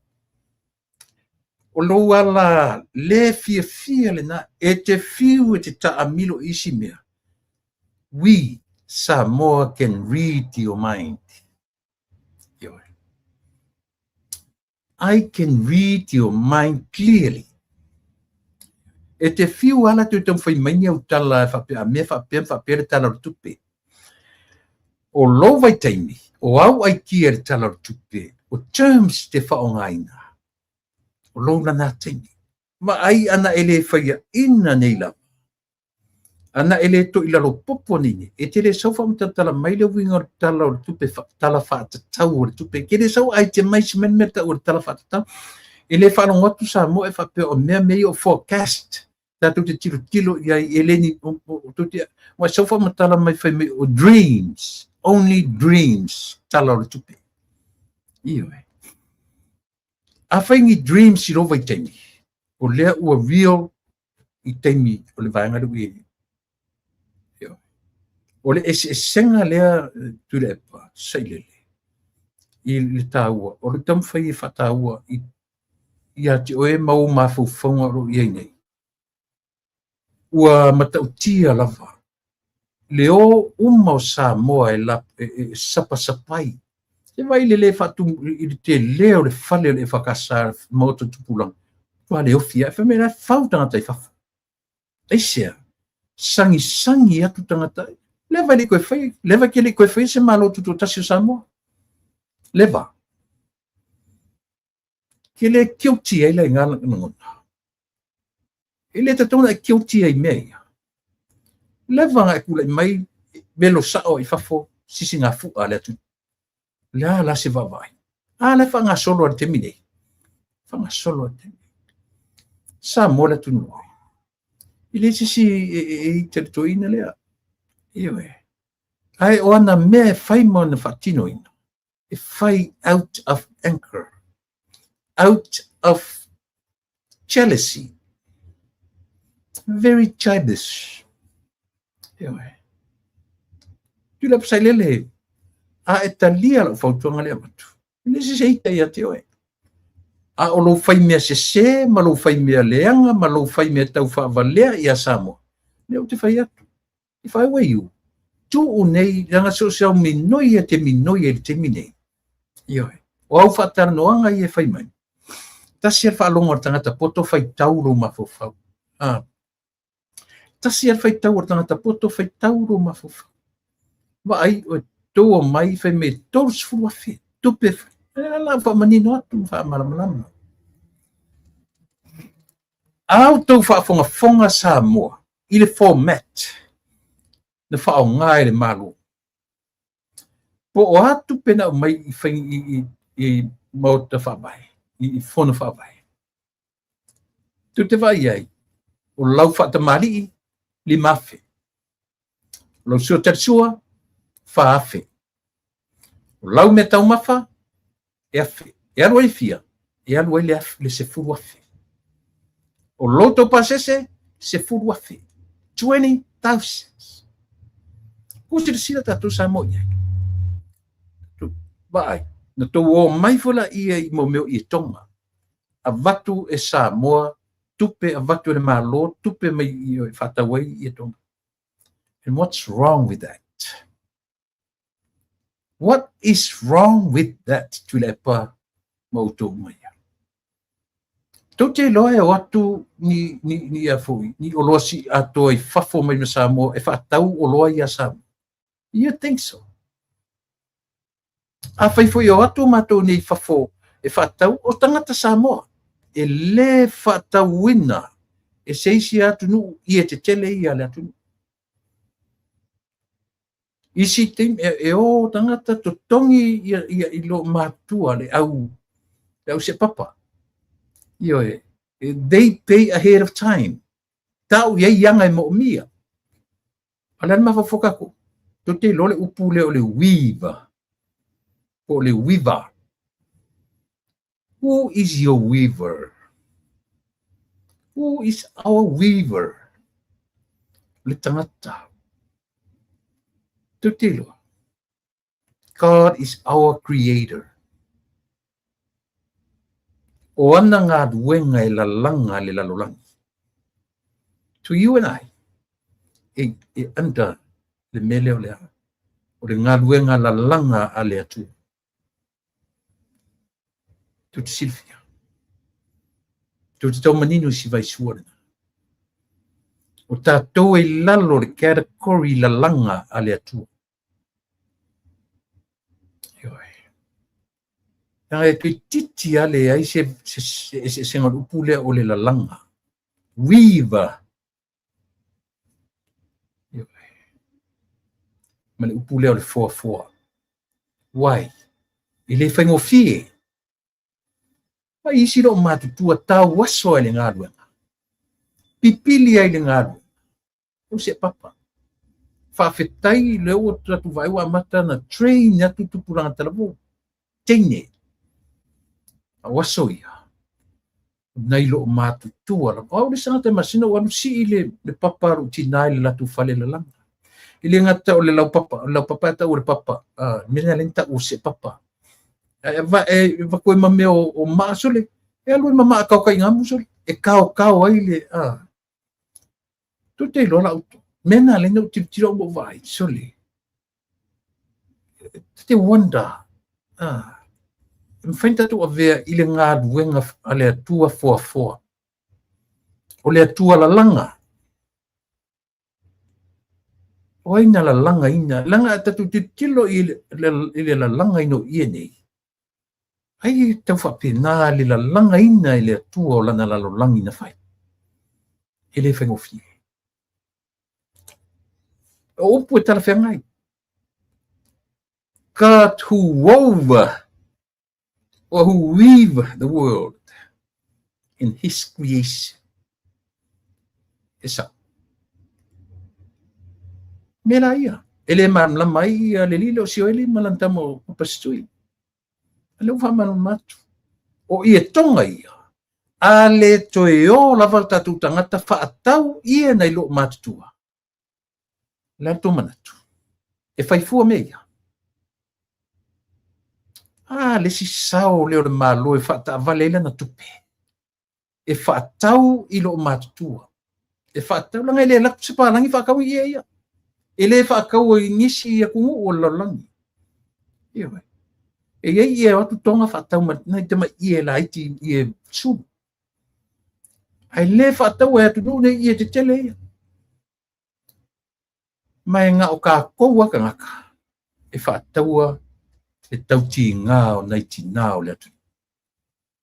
Ko mala malama la o tau ta loro len whaini. E te le involvement o tupe le atu ma le atu ai sea ele fa pe avatu teu malu le lo matua tupe le ai pe avatu fa se banker fa le e i o atu pe nei e o atu ro matua ave i o latu ainga o latu ainga fa ta we me fa i le fale e asi e afo e osi ai ainga ave fa la velafe e emmo e al tupe le o le central bank tu sila la tatu ai o mai le malama nei faper ko inga le o ko se ki ngisi nyang ka falenga e te fiu tu le epa falenga le tala le tupe e te fiu a leo o so atu a faite ro le malama i fefui i mele i le fa malama o to ye le malama i meio malai fono o le feʻau lenā le malo le u toe tapena i tumālo uma o Samoa toe silasila i outou malai fono i outou fono so e sa ai lai mea ia fai nei i le tapenaga o ta'alolo ia le fetoʻaina malai fono ia langa le atu fono i se nuu ele mas le ai e o i malai fono o i tumālo taitas ele fa pe ta umatu fasale leanga ai fono mai sale longa ele mafai ta umatu fasale leanga ai fono i popua pe fono mai sapali pe fono i fela malava e tasi le meno fono ai le tu malo fasale leanga na le yorina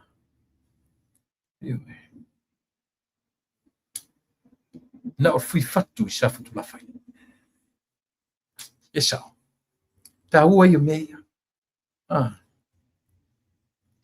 tahu ia mea uma nei na orto ina tula e patalepe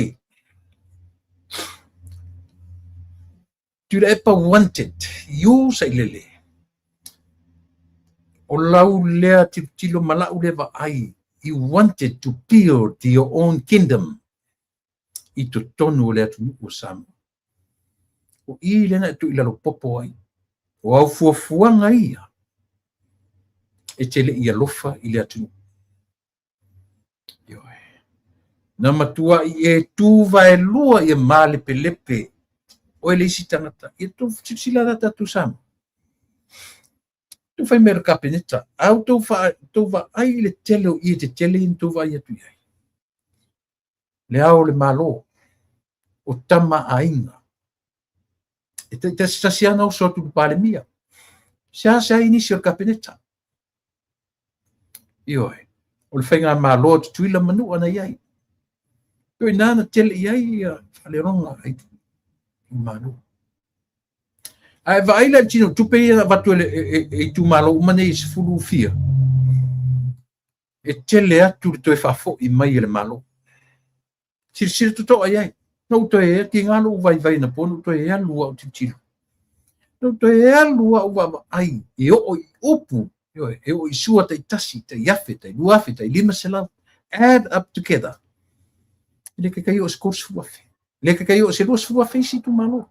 A le return ale malo. Return a e si malo ke ak mat kors fuafe. Ye ilangan fua i le li fai pale mia. I lona i tu malo. I le la toma la fono. E se fuafe.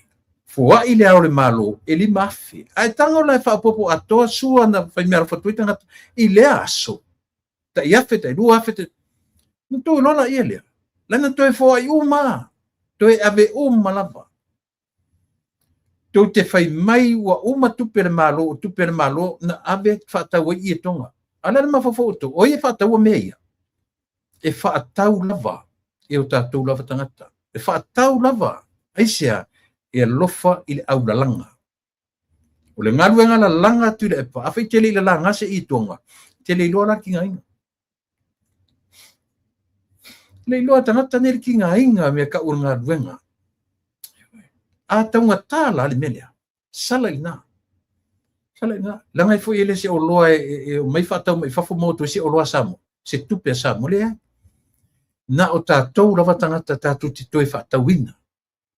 Le tauti ngā o nei au la langa le atu. Ia nga. easy, understandable.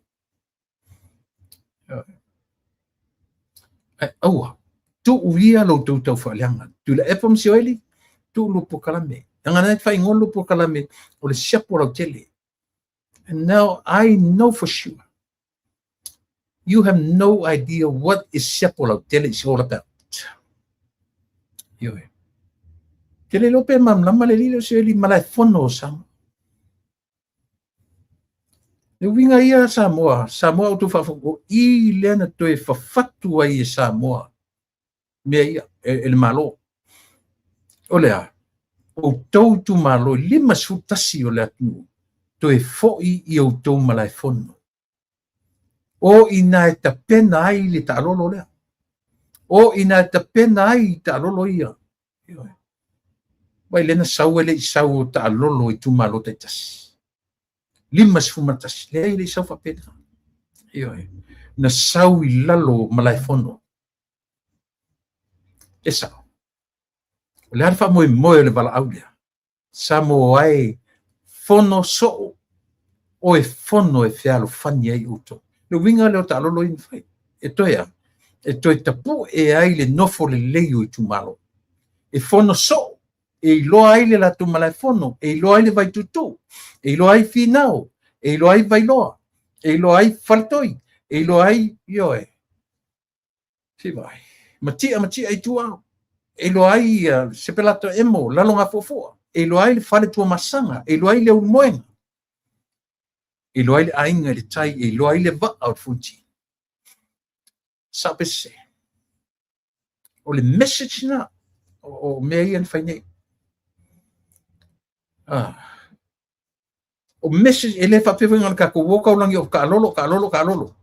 O le message behind ta alolo to bring all constituencies together back to their malaifonos.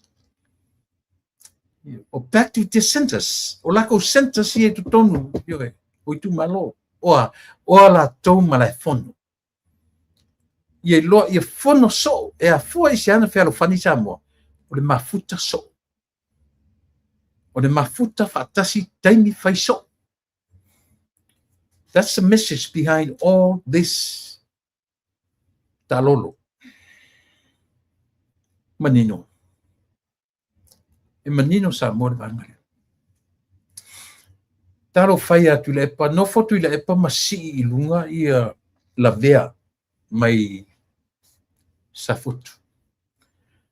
Tele I loa, pena no fotu I le epa matoe wha solo lana wha longo matoe alutua. Le loa atu le epa, o ia tonu lea na a nga ia tu iai le tautalanga. O ia tonu. O a whainga ia whai le pale mene. O ai lea na te whai a whaatu ala I tonu le pale mene. O ai lea kaulangi ngi o ngā poko ngi o ngā whai longa I ko kongo le pale mene. Ka lo whai a kia whau. Upuna to ina lea. Ta lo whai I a tia whau. Leo oso tu le pa si I runga whapea tu le pele.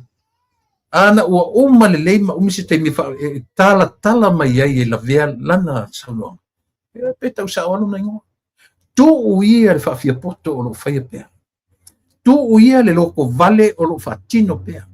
Tu uia le loto leanga o lo whatino pea. Ai wane whaise me tasi. Ia manuia o e Samoa. Ia tu maramlama la Samoa. Tu manino ia I le leanga o le mea o lo tule mai. Mo le ola whatusa tu ina. Se lele leanga la por kalame le fetu. Na lo whautua ina o la ufio. Tu uia lo whatusa I lo taimi. Ma le taimi o la fionga o le liparnia. Aisia, o le tele o lo sui fua whatusa. Comparison is not a good issue. Comparison is not a good thing to do while other people are looking at us. Especially when you compare yourself to somebody else. It's not good at all.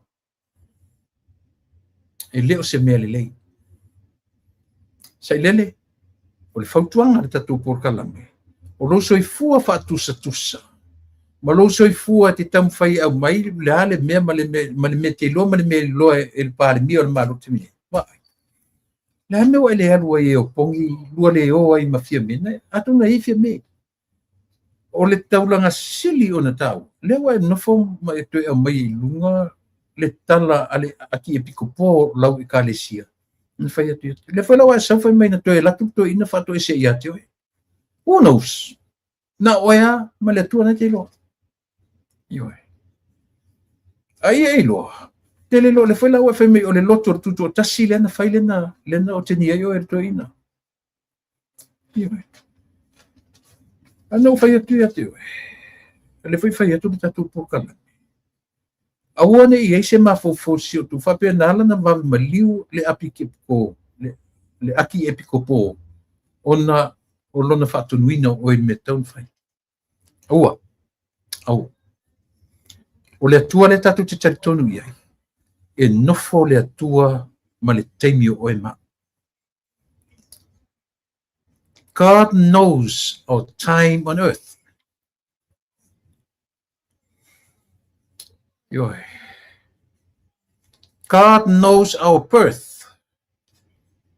And he also knows our death.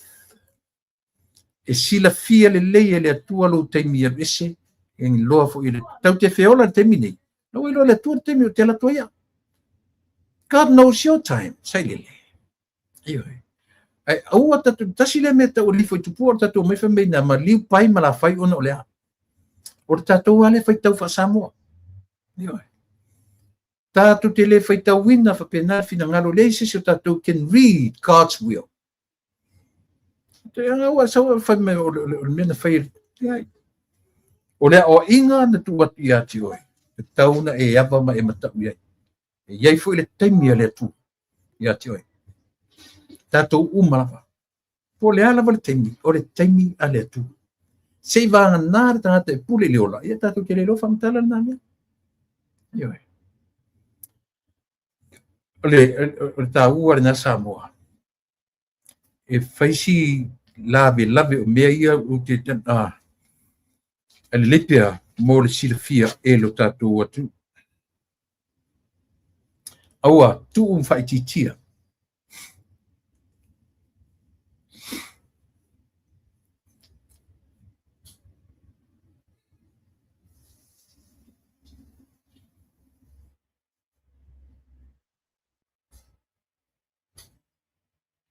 Ioi.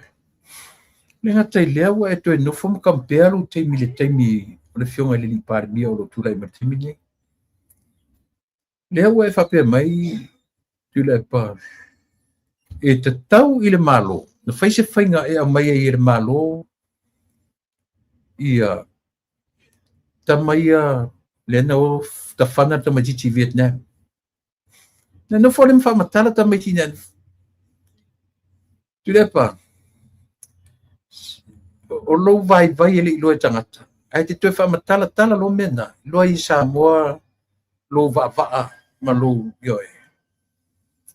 I lea va ea mea nai le vao malona. Ma malo ia I Vietnam. Cambodia. Yoe. E iai tu la fono a ia I fia ngai.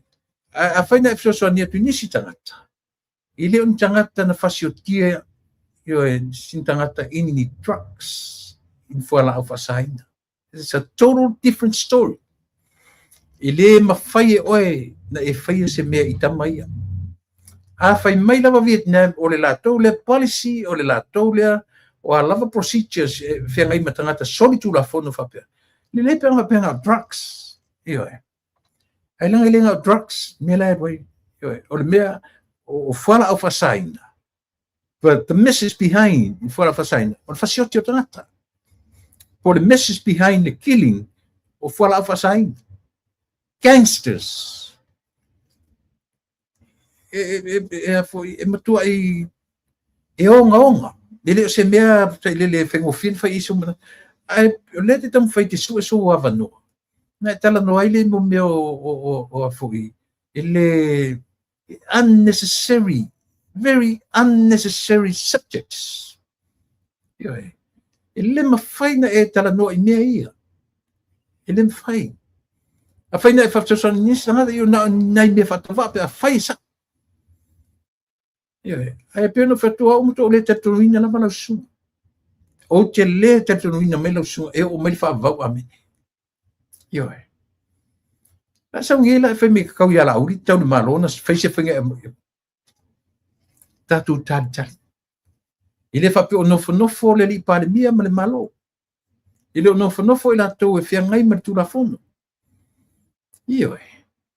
Ai le whape tatau fwoi na whaasala tama e ala fwoi na tau na whaasala i o. Langa o sori tulafono. I le ngata o tulafono e ngata tulafono. O le whasioti o tangata. O le mea o leo lo tau fofo ni o lea. O mea kau kengi. O mea tau fuala o whasaina. Ai so ia ki sau vai oe. O lua mata vai ana e anu te sau fai le lotu le na fai le porasa. Ai sau whatasi alau po kalame tau whaleang. Ma leo mai o le malo e vivi i ma whaafetai ma fai le lotu i le atua whaafetai i le atua i loa le waulia e sa moa le ono se furu matwha. E sau e fai e kongi e oka se maka ngā o la wamio. Ke le aru i o ki sau fai langa iai malo whaalolungia. Iai uma tangata sa mo le fai sa i fai pule o lau HRPP. Ai sea. Nanga foi o leilo e tangata ia me taunu fai. E vai ki o sono mua ia te oe. Sei e le alaku foi nai le lotu le sa e ko le lo por kala me awar fai. Sila la e sa. O ai la se isia sa mo ngau se kanga ka fa vale malanga le uru. Nga ke koe kat konguinga oe. Na o tangata lava la tu te aita lafu maola ia te oe. O e tu le e la tu te io e lango ina oe. O se upu se isi lava mea sailele. I pera hear me now. O upu le alofa le fai atu. E alofa tamiti sawa i ate oe. Alofa mo ia tamiti sawa i tamiti alipata. Tamiti le pa. Porto ina le pa. Ana tu la lua por kalame. Awal fai se fai la sonfu. Ai o le lotu talo si ai le fa mo samo. Le ana le si mele ta o te ati. E te fiu e to e su e so lanu i tangata o le atu. To e fiu. O au mea fa tau vaia. O ta uleanga i nai mea tele na e manatu na e fai mo samo. Le ma se mea. Wa mu ma lepe a mea na fa pena e fai mo. Nesi ma se mea o toe. Liu le fu uma. E sea. O mea na fai le loto e le lea you tried hard yourself to build your own kingdom. Eoi. Tere mena leina e ina i tama a inga a Samoa. Mena leina e destroy all the trademarks. Tu lalo farfona tu ai tu uma mea tatu te vai e ma fai ma mata anga e mana tu ai. Eoi. Mena leina tam fai ta lepe uma mea. Ai sea. Ia e tula i mai o oena e fai ar mele. O oena e fai ar mele. E te loa e lau tala noa. E o ta mai te le mausulunga i e malama lama sa i lele ia te o e mausano. Tu uloa. Tu. Hei lea ngā o masaali puwai. Po ani se utale te whaia. E te sau whai atu e te sau wai whaoloa taua le atu nu i le taimi o lai osi. Le taulanga si i a Samoa. Le atua whaafetai. Wa e au maia le nei tau sanga e whaapopo. E ono se furu wha i ei tau sanga o le tūtua tasi alo mātou watu nu o Samoa. Alala mele whai. Wai se sila la papastui la wa mionga o lo whai nei. Leanga tele. Leanga lau le aru au ili mata upu tau wha leanga na e ta pena e wha leanga. E tasi e tau leanga. O lo fesiringia le malope e whaina lato fise me au mai ta miti na o ta whana ta miti Vietnam. Ayo. But guess what? If I were you, stay out of that business. Le sau pisi nisi e le mea. Stay away. Ai sia. Ile kai kinga e mawhainga whai i se paupa. Kini mwhainga whai i se mea. Ina. Lua mai nei. Se vai le mana ia. Ia. Au le whaina taitai ai. Taitai o lou e kālesia. Aki e piko po Mosese. Ana ala tu foi te whanongolongo i tā ua foi o te au ni napu. Atuna mea ngafu i ati oe. Ala whawhelanga kupura ngā se whi au se whai whi au i aki oe. Pe a whai atu le lotu atu e tā pua i whaatasisam. Ai oso oe whai lau kau whaleanga i o petisa. Koe kiki a kala li li whalenga. I oe. Koe kiki a kala li li pekesa. Ai sea. Nga o mea leanga ngai whawhaku mai kukongi a. I oe. Ena. Era sa ngila ke kam fai whawhatu ni o manatu tau whaleanga i le. Se wa ai. Ke sila ka fiola ai ke makamaka mo i ingi ai mo ingi o makamaka TV. Ai sea. E sile mata mo fiso le. Fotoa wa ai le insau ninga whapea. Na whatu fo e tasile challenge le tua i le taitai o le malo. Mea tau a tape nanga. Ioe.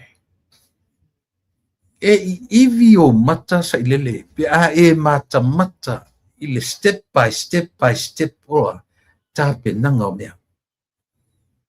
Ioe. E vai oi ai. E vai la le uo. Tausia mo e wharongolongo. E le te maua mai i la whaamanga o le ta'alolo. Now, the challenge behind the ta'alolos, the government of Samoa wanted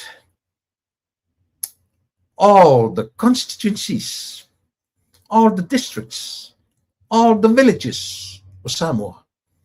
E toe fo'i i o latu i tumalo whaonga o latu malai fono.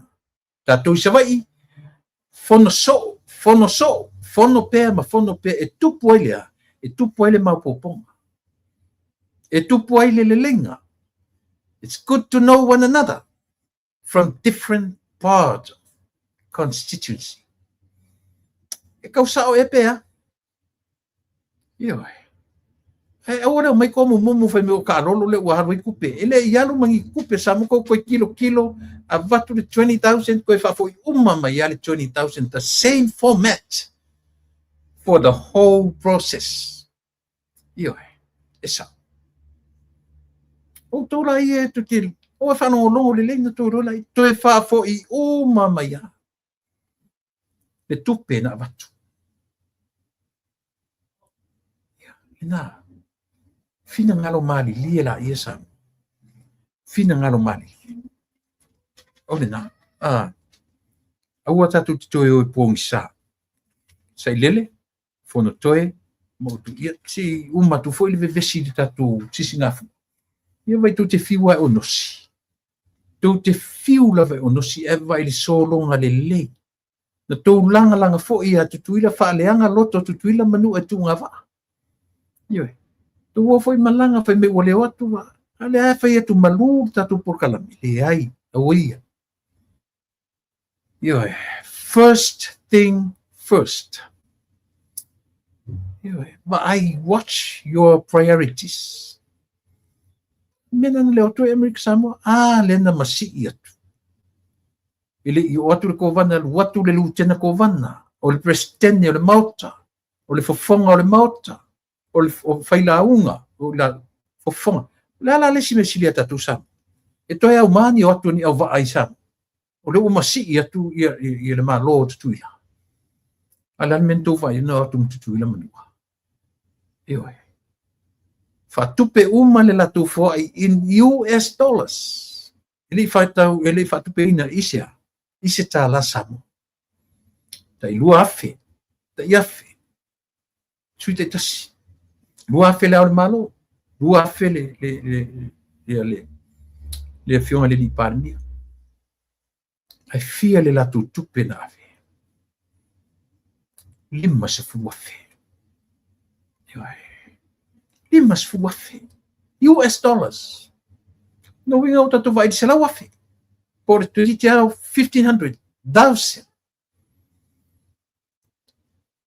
café fe sai lele ea ele fai ngo fia lo no fo atu tu o pa ma e tu ti lo tu mena e masani ai me sa e pule tu ai me sa pe o sifi te fai tu mena fa pe no fai ngale fai sam le lo po fe o tu pe te fai me e tam fai fa put tu pe la tu fa put tu fe te le ngale ta fies futo sang e fa tu pe a fe la bi e ka asi kama ia kinga e sa mo sa fe for 20-30 years when you were in power fa fen fai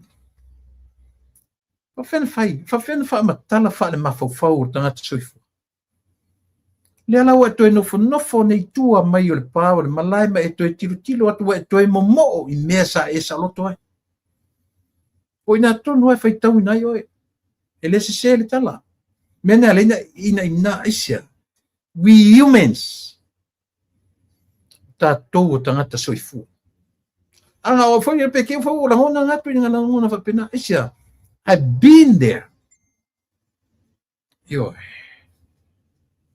levano sa lotto fa tu stop it don't do it o fo lo tongena o lo tongena fa pena la fingo lo tong stop it don't do it listen to me yo ela wa no foto ma va you wish you can have a chance to go back there.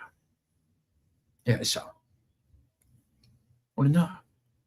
O pure lo fale fai tu ia tio. Ele o te o ni e manatu lo tu mo pelo mano si o fa mita o e wanga. Yo. O pure lo fa, o pure lo fale fai tu ia tio. Tu unelo. Ai le to isa nga. Ua masa ali vai. Tu titi tu tasi la surfu ala tu ataya uma. Finisto. Vai o ni tu vele u se ile tu. Awa. Wa level a wina we. Ile ese we. Ese malo.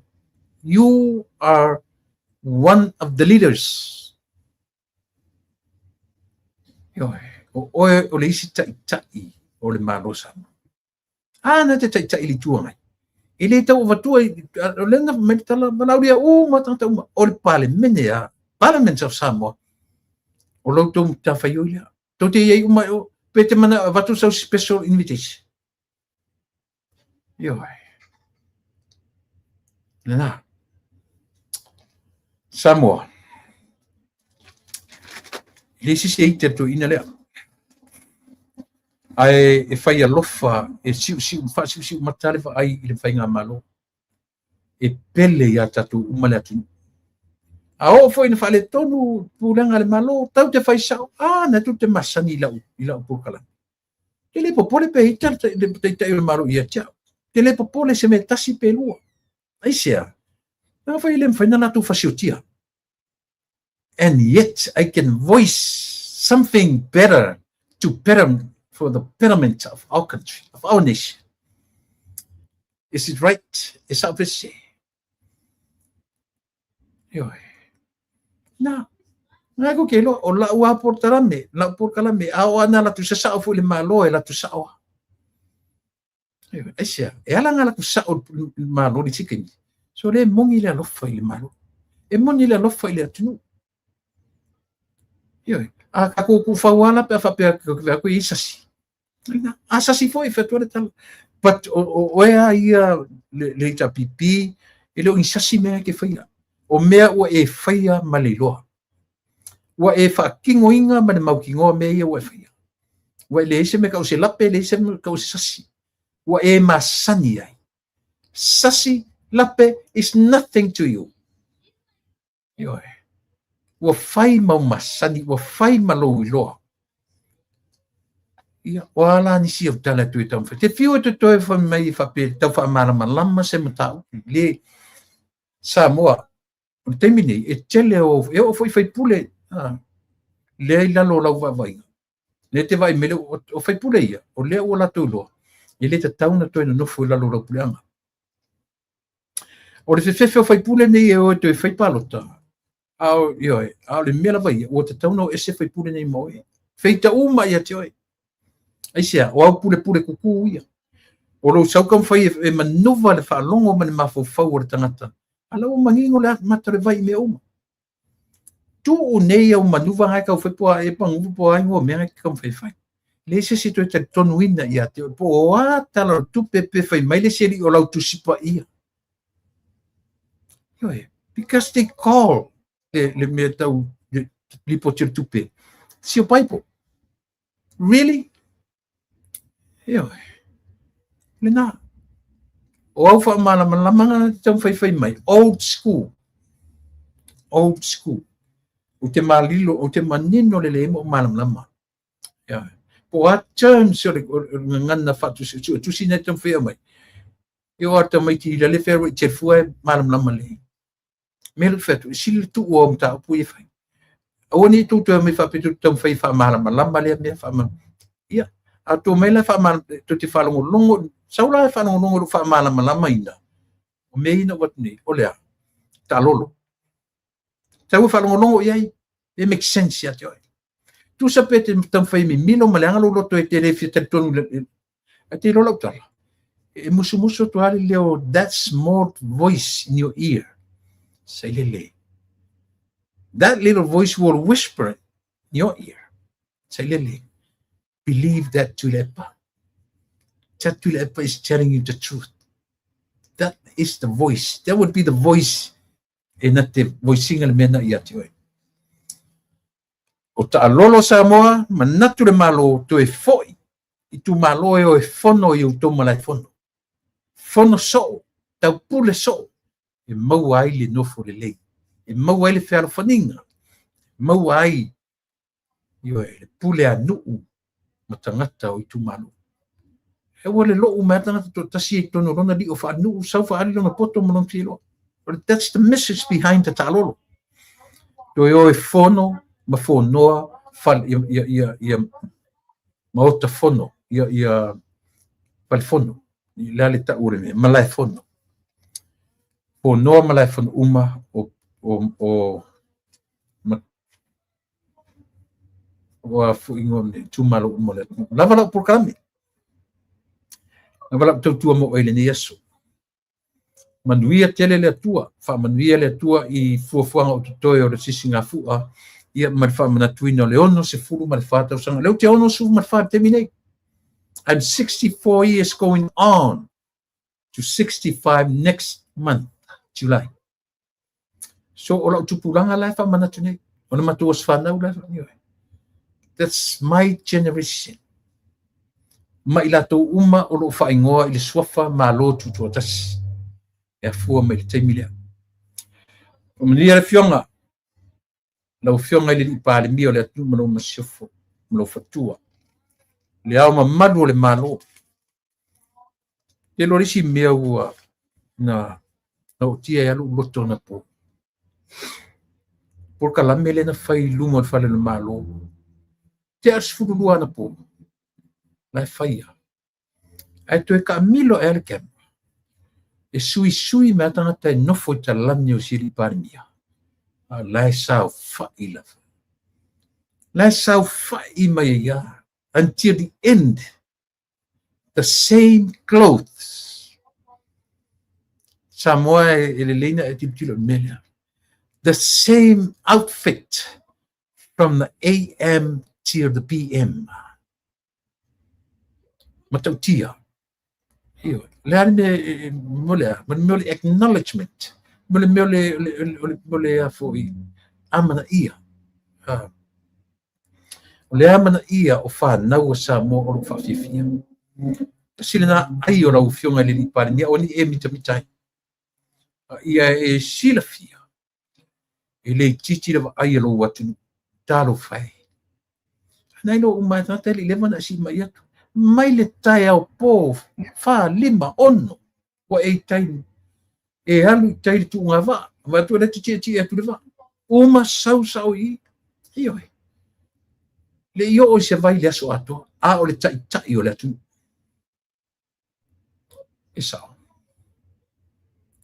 whamanuia o e le atua whamanuia lau taitainga ia manuia sa moa i lau taitainga lau fionga i le au mamanu le maloma lau masiofo fono a tofia sui a tofia le atu mo tu fatua ka peneta minsta lango whaftai tu fo i a fiu ma seua muli i le whatauteia o le aso atoa nafi i talolo.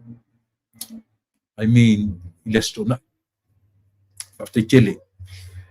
O se tuto a tasi numera tasi le nei talu o na whamanatu mai i la ulea tilo malawai. Whamanuia le tua i a whionga teitai o le tua. Whamanuia vai le tua i lau whionga tu le epa. Se lele. Ai ei loa. Se le mea na e te whaia. Tua i se i sini. Alue lango le malo. Na lo whangia le oi tangata. Ai li o mai le taimia le tua i ati oe maa tata uma. Omnia Samoa, alo fatile tatu tu e firo ile asotaia. Sui fua ma Emanuia.